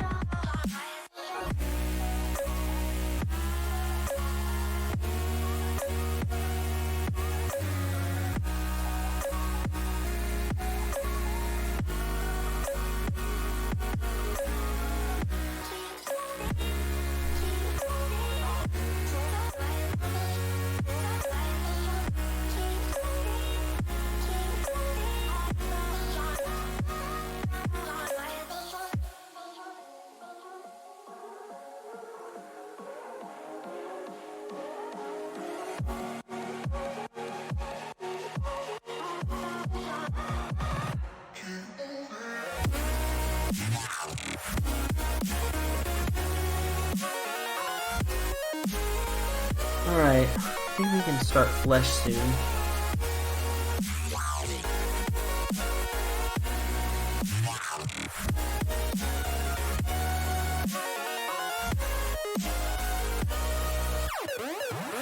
Thunderer! Tries to die in combat, fails because he's too good. That's pretty awesome. Also has a human who just follows him around and writes what he does. Oh, cool! He has a chronicler.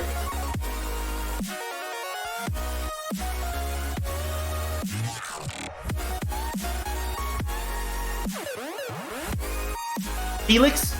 Is that his name?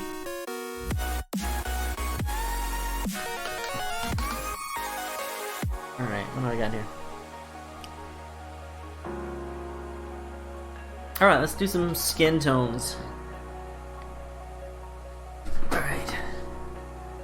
Let's start here. He's kind of a unit himself. Yeah, he probably must have to be in order to keep up, right? Guys, I am going to take a quick break, actually, before I start these skin tones. I'm going to get up for a minute. I'm going to stretch my legs. Somehow I feel like I need it, but I also need to turn... It got really warm in here. I'm going to turn the air conditioner or fan on, and I'm going to get some water. Find my water cup. Water! Oh, there it is. Okay, I'll be right back.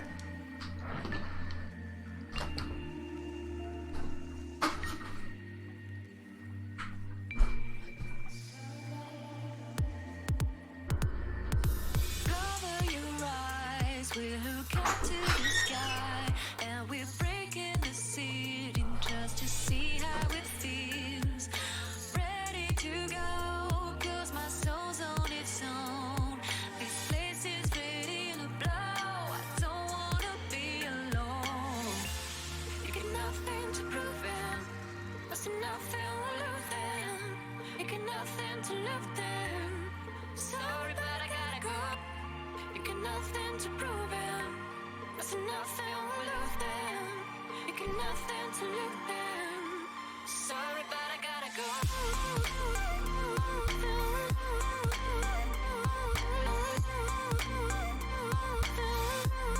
Sorry, but I gotta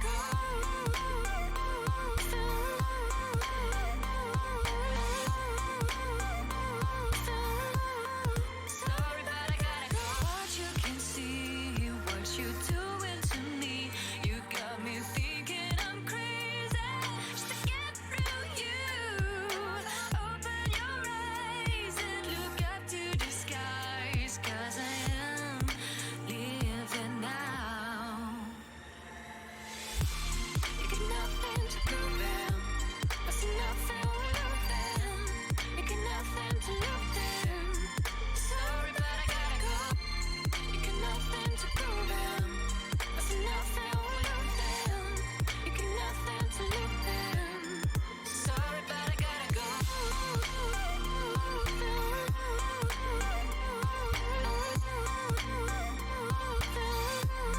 Sorry, but I gotta go.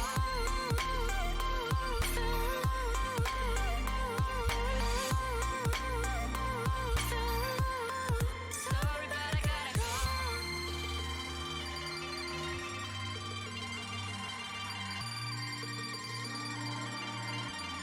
Sorry, but I gotta go.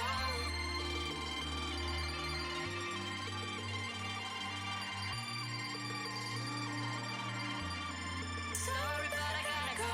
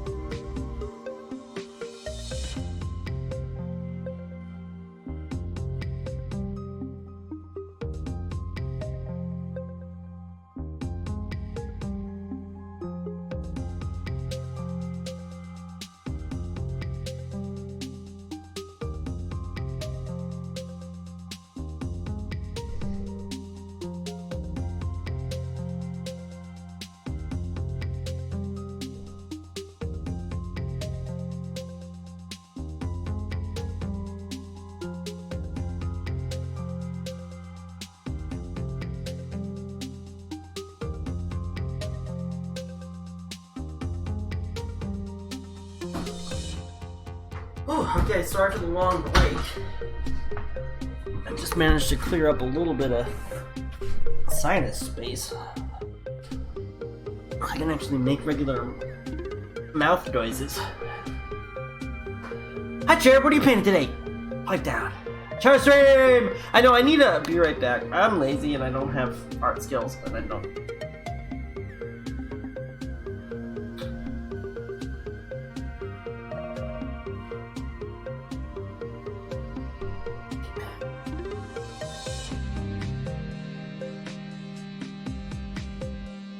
Huh.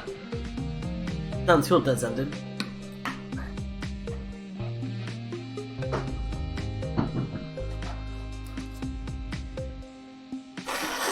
Whatever it is, it's bad. This is much worse than normal allergies. It might be an actual cold. I hope it's not. All right, let's get started. I want this guy's skin tone to be pretty red.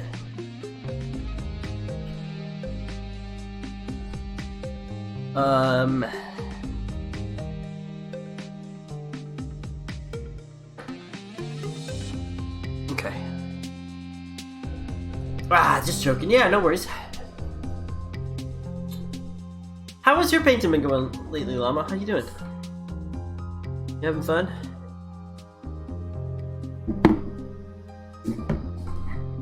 Cataphracti armor, huh? You know who has a lot of Cataphracti armor? Death Guard.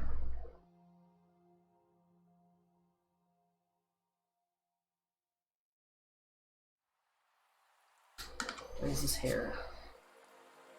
Brush is gonna need a little cleaning, isn't it? It will.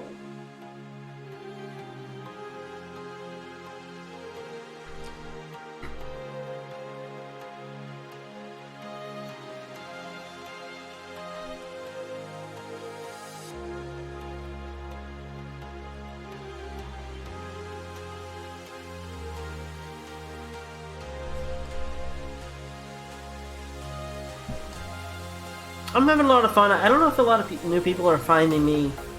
I think that's kind of happening right now, and that's kind of a good thing. Either through Instagram or through Reddit or through some referrals. My buddy Primemo's been typing me up to some people, recommending me as a possible commission painter. So I appreciate all of that. I've opened up commissions again, even though I'm still in kind of slow mode because the Knights aren't done yet. And everybody who's taken a commission at this point has kind of been told that already. Times I've been quitting, people are on the long side. Actually, it's pretty nice. I learned how to do highlights on the material. It's awesome to get advice from people because I actually learned something new. Cool.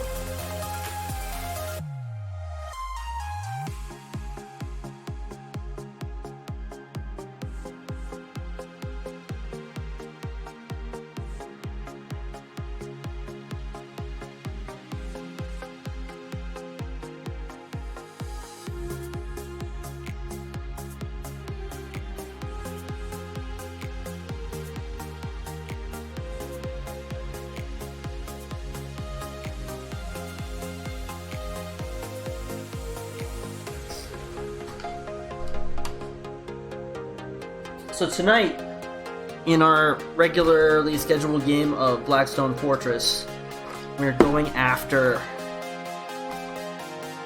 I'm actually not sure what the story is. I forget. I mean, I was told, but I don't entirely remember. We've been collecting data slates from the commanders, the commissars of a Traitor Guard regiment.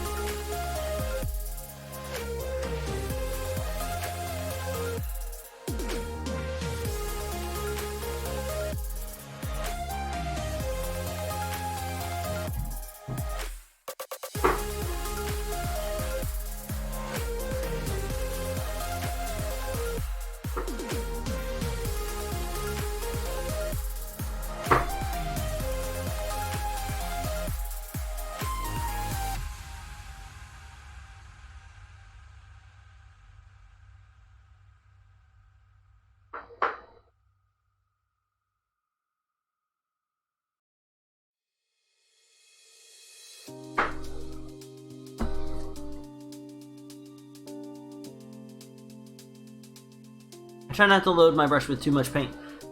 Oh, did I give you a hard time for that? This is just something we talk about.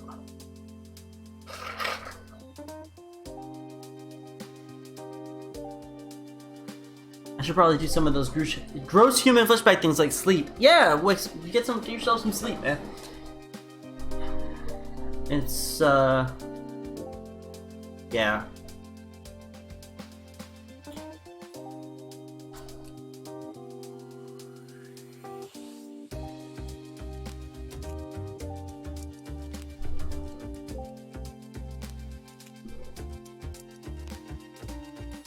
I used to have the other color that went with this triad. I don't know where it's been. It's been missing for a while. I'm not sure what happened. I think maybe it's somewhere, and I'm thinking it's a different color all along because the label might have gotten kind of worn off.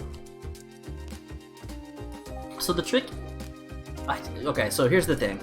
Reaper makes flesh tones in triads, and they name them in vague ways. They have tanned skin flesh, they have olive flesh, they have fair flesh, they have golden skin, dark skin. I didn't ever know what golden skin was. Like, what the hell's golden skin? Until it occurred to me that maybe these golden skin tones are supposed to be Asian. I'm gonna mix one of these. I'm gonna mix this base yellowish skin tone with the red, with the reddish undertones. Let's see what happens. But just as a safety net, I'll have some of my regular flesh tones out. I've noticed I was learning a lot more stuff before I started painting just by watching streams. I don't so much time for that anymore. Yeah, I hear you. You don't have time for that. Did you finish that series? I think I saw that you were... I came in and lurked for a little bit. That you were working on... I can't even remember the name of that series. I always forget. But that point-and-click adventure series you were playing? With all the time travel shenanigans and all of its weirdness. Did you finish that up?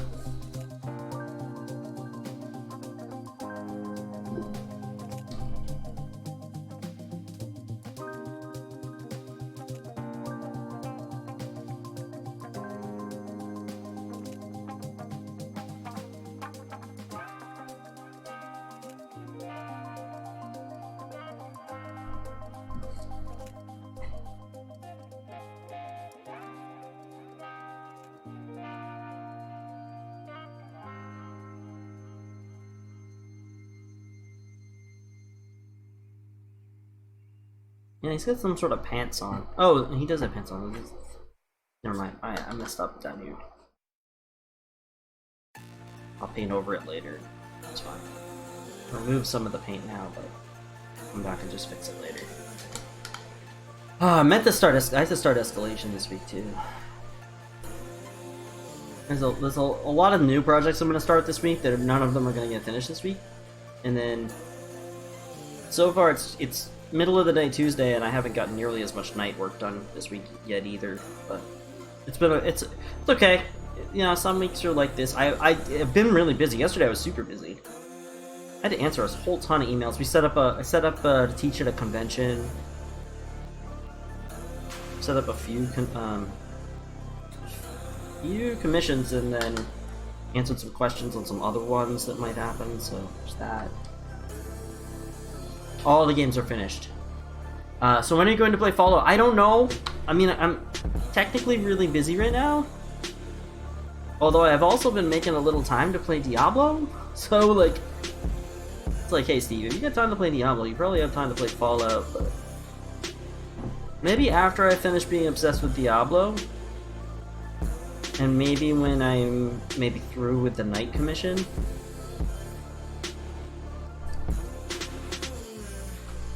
I'm trying to be in a happy place where I feel like I can actually leave for a little bit and go into the woods for a couple days and do some hiking and fishing.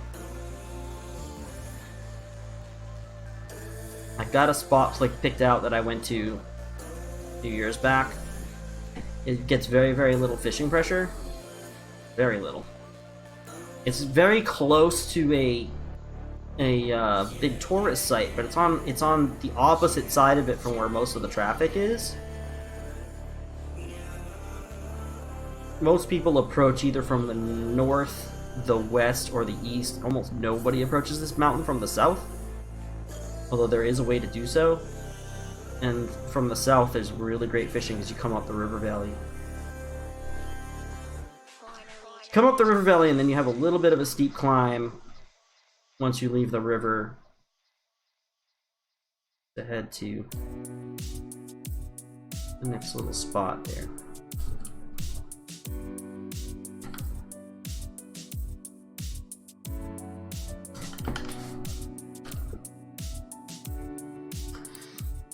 Is it your first event like that to host a course like this? Yes, it is.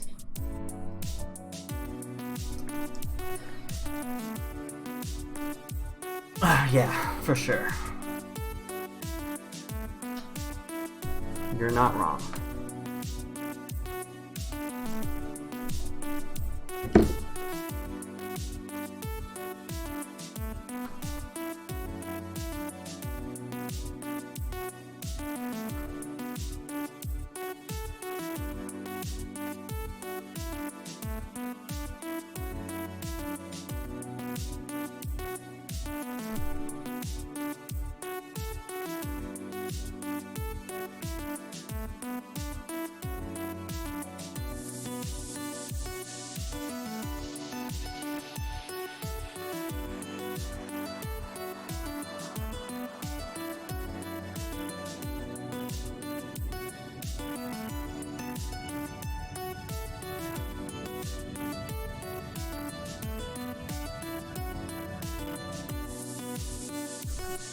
Yeah, I think so. I think it'll be great.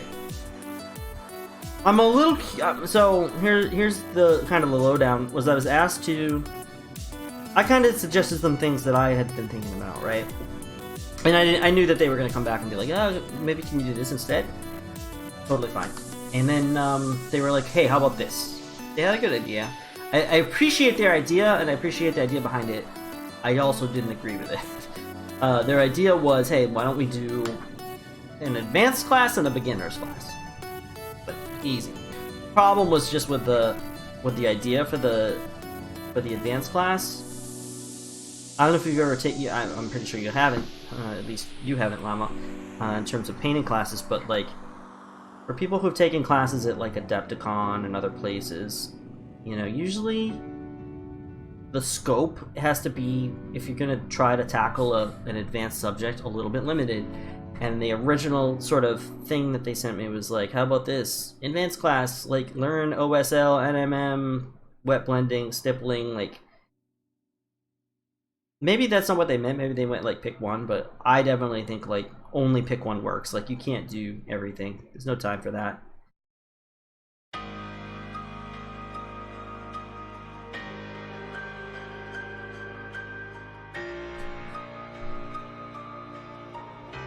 So I just got back to them and was like, hey, I really like the idea of doing advanced techniques in an advanced class, but I don't feel like I can comfortably manage a class that's so broad. I think people will come away learning nothing. So we narrowed it. But we narrowed it to the thing that I was interested in teaching, which is not necessarily something that people are interested in learning. That I'm a little concerned with, but we'll see what happens.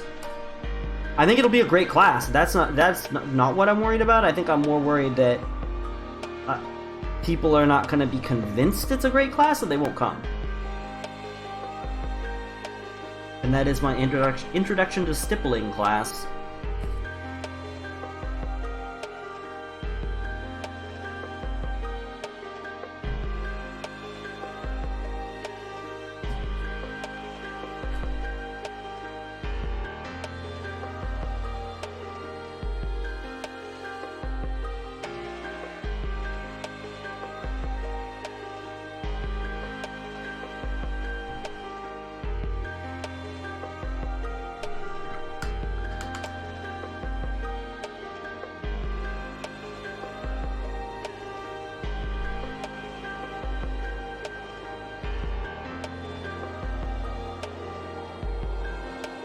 Yeah, definitely that would have been too much.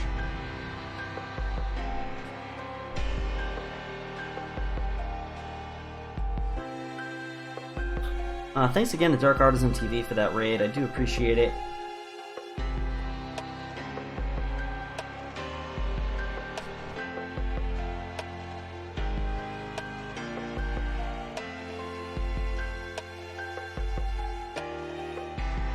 Gotta inform the people of what they would be missing. Yeah, that's true. We will. There's still a lot of time, too, to see what the kind of response is going to be or whatever. The convention's not until February. It's a good con. The one thing that I've heard people kind of whispering about in terms of, like, whether or not they would sign up for a class was whether it was somebody famous. And I'm not even gonna like pretend that anybody knows who the hell I am, even locally. Maybe even especially locally. And there's probably less people that know me locally than that know me in like areas of the Pacific Northwest and like other places. It was kind of like my high school, was it my high school? No, it was my college age band. When I was like 22, I was in a band that I really enjoyed, and our only fans were in like Minnesota.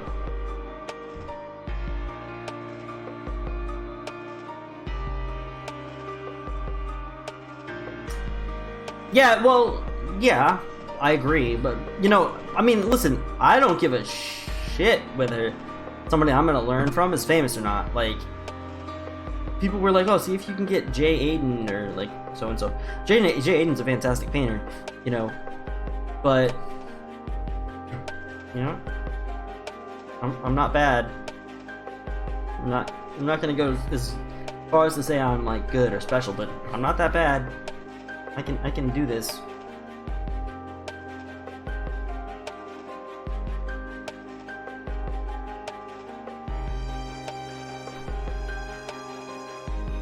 I ain't no chopped liver. Mama didn't raise no fool.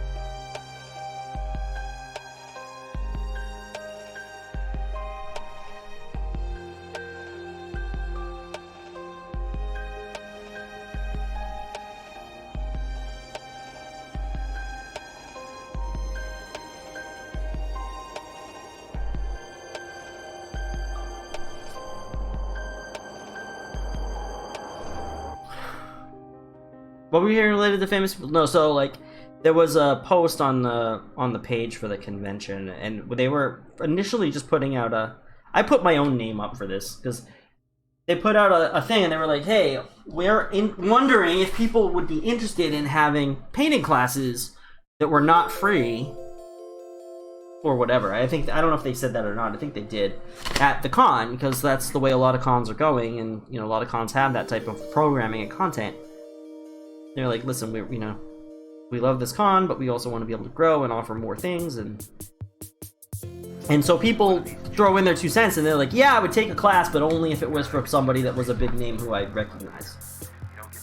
And I saw that from like 3 or 4 people. So I mean, there weren't that many people.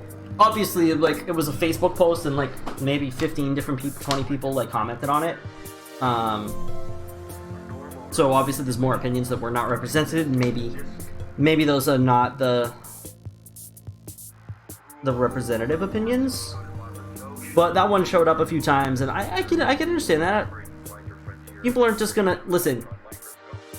Not to name names, but there was another con here on the East Coast that was having some painting classes that were free, and then those classes were just taught by whoever, just like random people, and some of those classes were not great. That's all I'll say about that. So if any of those people had gone to a class like that, I could see how they'd come out of it and be like, listen, I don't want to take any more classes with just Joe Blow, weirdo. What up, Pigeon Squatter?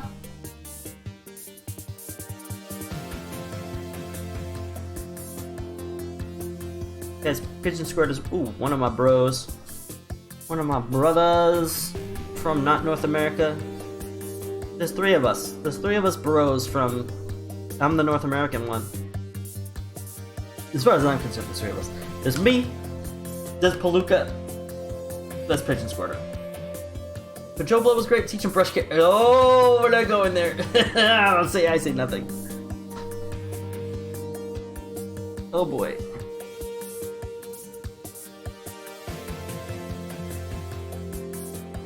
What?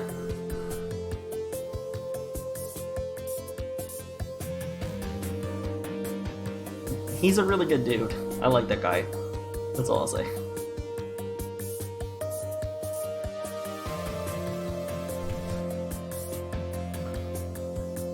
How you doing, homeboy? I'm doing okay. It's 6 o'clock. I actually don't have too much longer, but there's not too much left on this model right now, so let's try to finish up what we can, and then I will kind of call it a day. Because we gotta get going. We gotta go play some Blackstone Fortress at 7 o'clock, and I keep showing up a little bit late. I don't want to keep being that guy.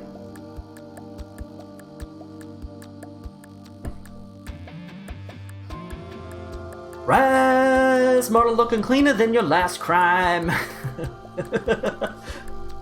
I like that. Yeah, he was nice, but when the wife goes to the class and talks shit after about it, you know it was bad. Yes, you're right. Yes, absolutely. Your wife would never say anything bad about something that wasn't bad. Like, she approaches everything with an open mind, but if it was bad enough for her to, like, say something about, it's pretty bad. That's my impression of like her. Like she's not the kind of person that's just gonna randomly be like, this is dumb. Like if she thinks it was dumb or ineffective or whatever, it was really bad.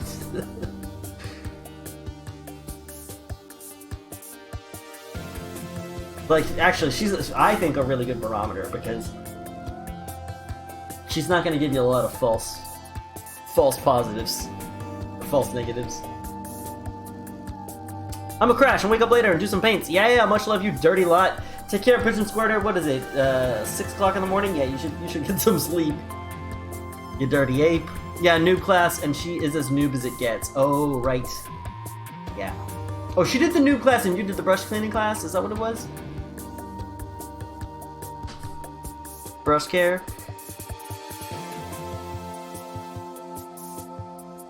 I gotta do a little talking about brush care on the Patreon this week. I haven't done an article for today.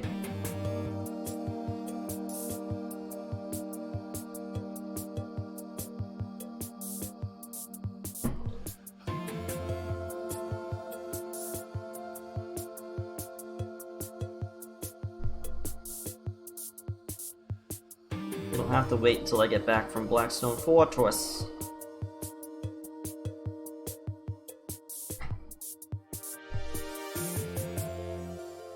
Actually, I think this guy's almost becoming believably Asian. We gotta do some eyes.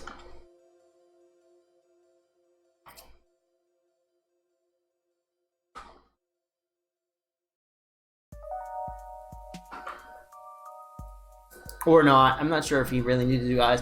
What I've generally found with a lot of these Tesferana models, it's probably better not to do eyes. They're kind of more in the very narrow eye slit sculpt category.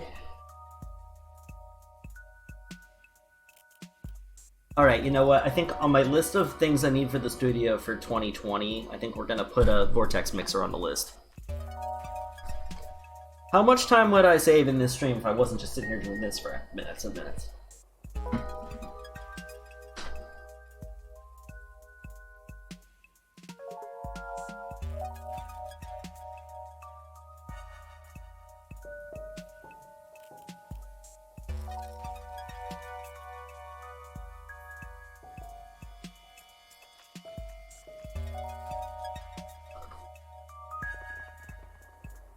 See you, Giza!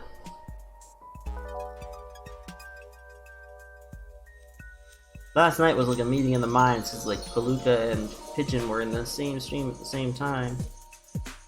When Pigeon Squirtle raided Palooka, my mind was blown. I was like, what is happening? Who is the third part of Burger and Pepsa? When you have Burger and Pepsa, what do you add to Burger and Pepsa?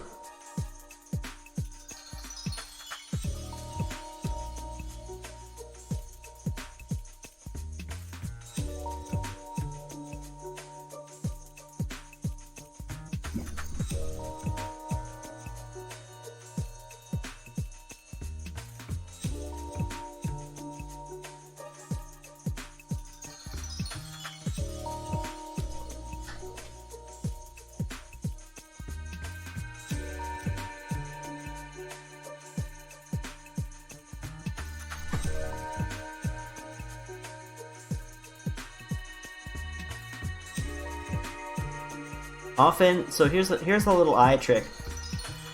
If you put in the whole white of your eye, one thing I really often like to do, you can see me doing it here, is take the model and flip it up like this. And if you see that the eye, sometimes you look at it this way, right? And you look at it straight on, and it looks, you know, kind of like an eye shape. And you're like, cool, it looks like an eye shape. And then you flip it like this, and then you notice that there's like all this other white stuff. That it's actually here, but it's turned, it's on a surface like facing kind of almost a little bit downwards. Sometimes if you take a photo or whatever, or you look at it the right way, you'll see some of that. So maybe at the angle you were looking at it, you saw what looked like an almond-shaped eye or whatever, but then you look at it from below and you're like, oh, I went way up onto the upper eyelid, or the brow ridge, it's all painted with light colors.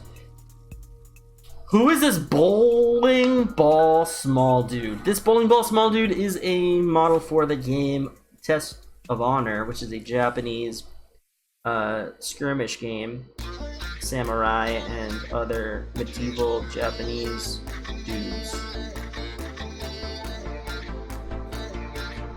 What up, Gravity Kebab?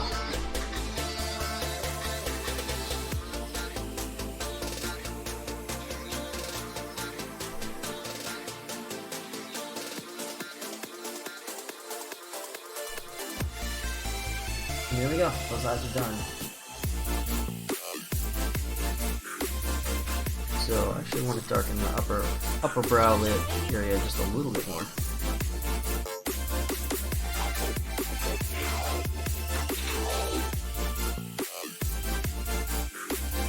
Try that.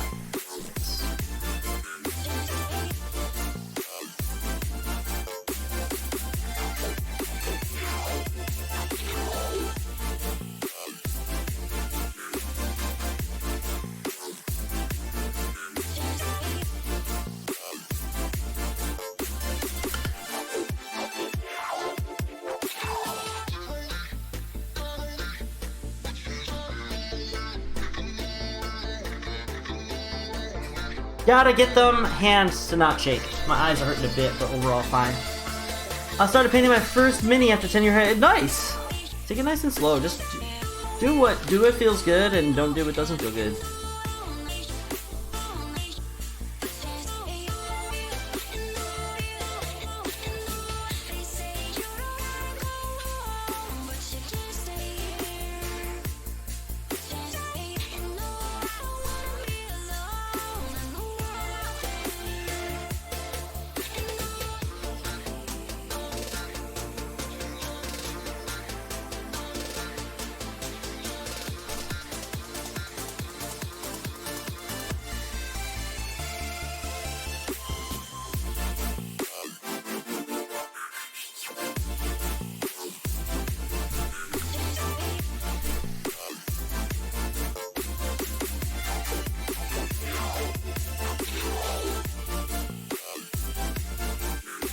I don't know, what would the bottom of Japanese sandals, what color would those be? Would it be leathery, or would it be, we would make them black, but...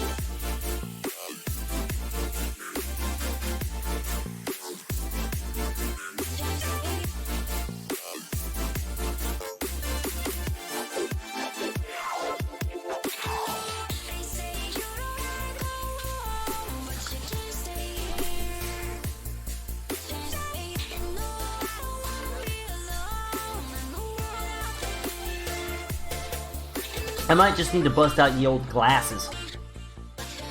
Very light wood color. I'm gonna assume these ones are painted. Got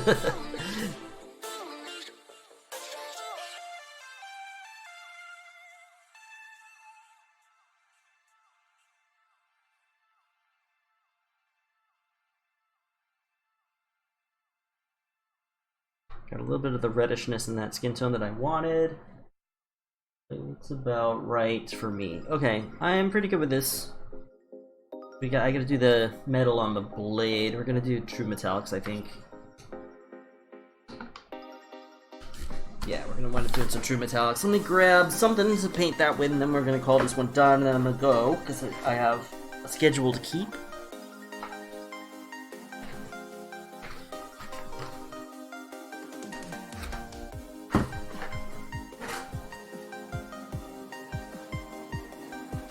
Something like a tan or dried bamboo color.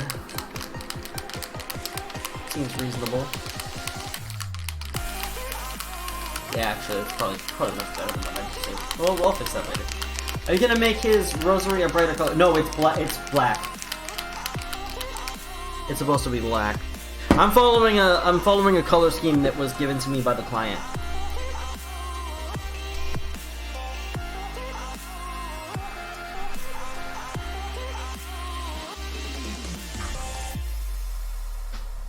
It actually probably could use a little bit of a black glaze, because it got a little bit lighter in the highlighting.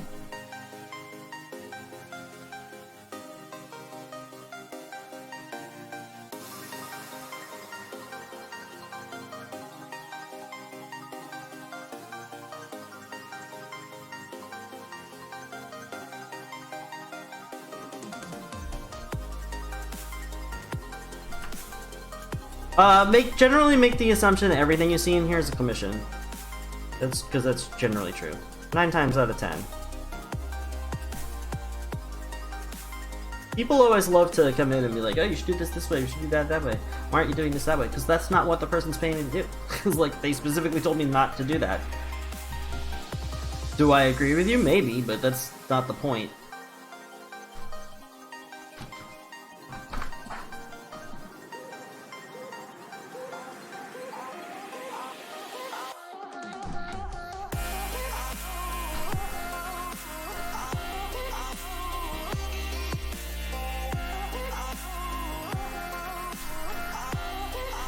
Peninsula Games!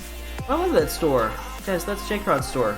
They are an amazing supporter of this stream, and if you ever wanted to support them in my stream, it's kind of a symbiotic thing. You got something that you were like, hey, I wanted to order this giant Warhammer army. I was hoping I could get maybe a slightly good deal on it. But I'd also like to support a mom and pop shop and not just buy it through some, like, giant, massive internet chain.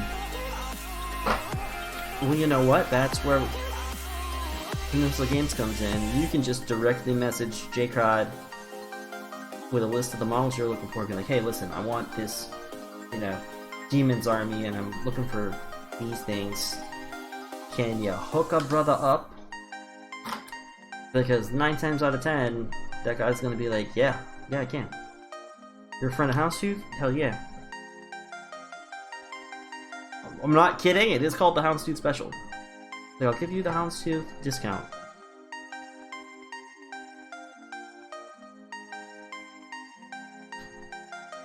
Alright, the winner of the poll for the 18-hour marathon stream, which I will schedule once I figure out exactly how long it's going to take me to get the model, which actually shouldn't be that bad because this one I don't have to mail order, but I might still not have it immediately, so I'm not sure. If I can get the model pretty quickly, then we should be able to do it pretty soon, maybe even in like 2 weeks.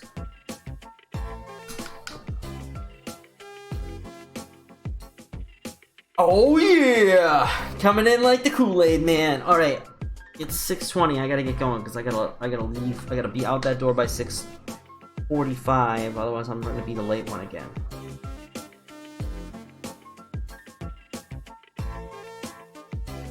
And there's always things that need doing, like blowing your nose and taking a poo or whatever.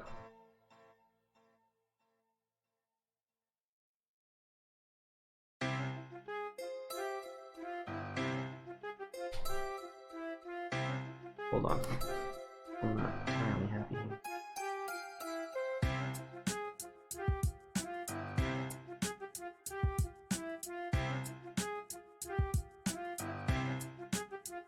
That's better. Much better. Okay, cool. This guy's mostly done. And I'll put him aside. We got 9 more of those to do, and as we primed up earlier in the stream, these little models, I promised a friend that I would paint for him for his Die Hard board game. They're super tiny, the sculpts are pretty terrible, they're super soft detail. Here's John McClane, this is Hans Gruber. Hans Gruber doesn't really have a nose, so I'm going to have to pretty much paint a nose where one doesn't really exist. And there are how many? 6, 8? There are, I don't know, 7? Wait, what the hell's going on here? Weird number. Did I drop one? I'm gonna have to double check. Maybe there are 7. But I have, I thought there were only supposed to be 6. Why do I have 7? Anyway, these thief models. I would have thought would have been 6 or 8, but there's 7. I'll have to double check, because maybe I dropped one or something. It is possible. Alright, guy. Hey, what's up, Doll Pivot? You came in right at the end. Oh yeah, they look doughy. Yeah, I mean, listen, it's board game plastic. It's at a totally different scale. I don't know if you can tell, because here's like a regular size mini, and here's the little board game mini. It's tiny, and that's one of the reasons why the detail's so soft, but This is Carl. Carl. Alright, let's find someone to raid. Anyone have any requests?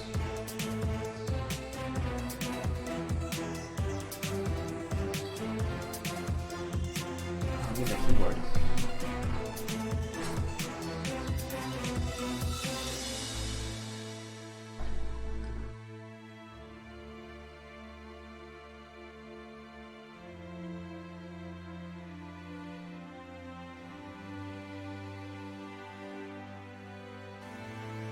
Oh, what am I doing? Low poly, yeah, right?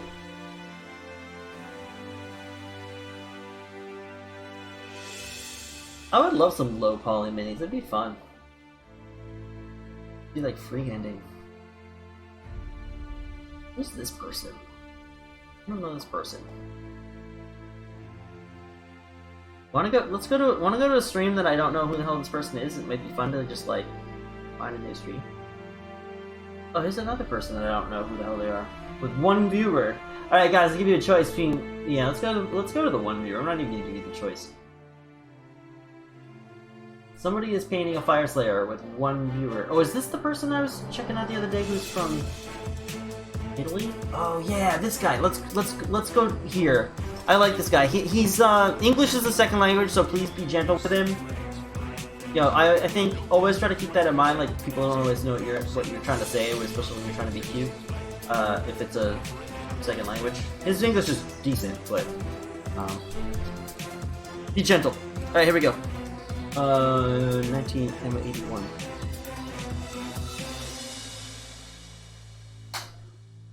Oops, that's only gonna work on Twitch.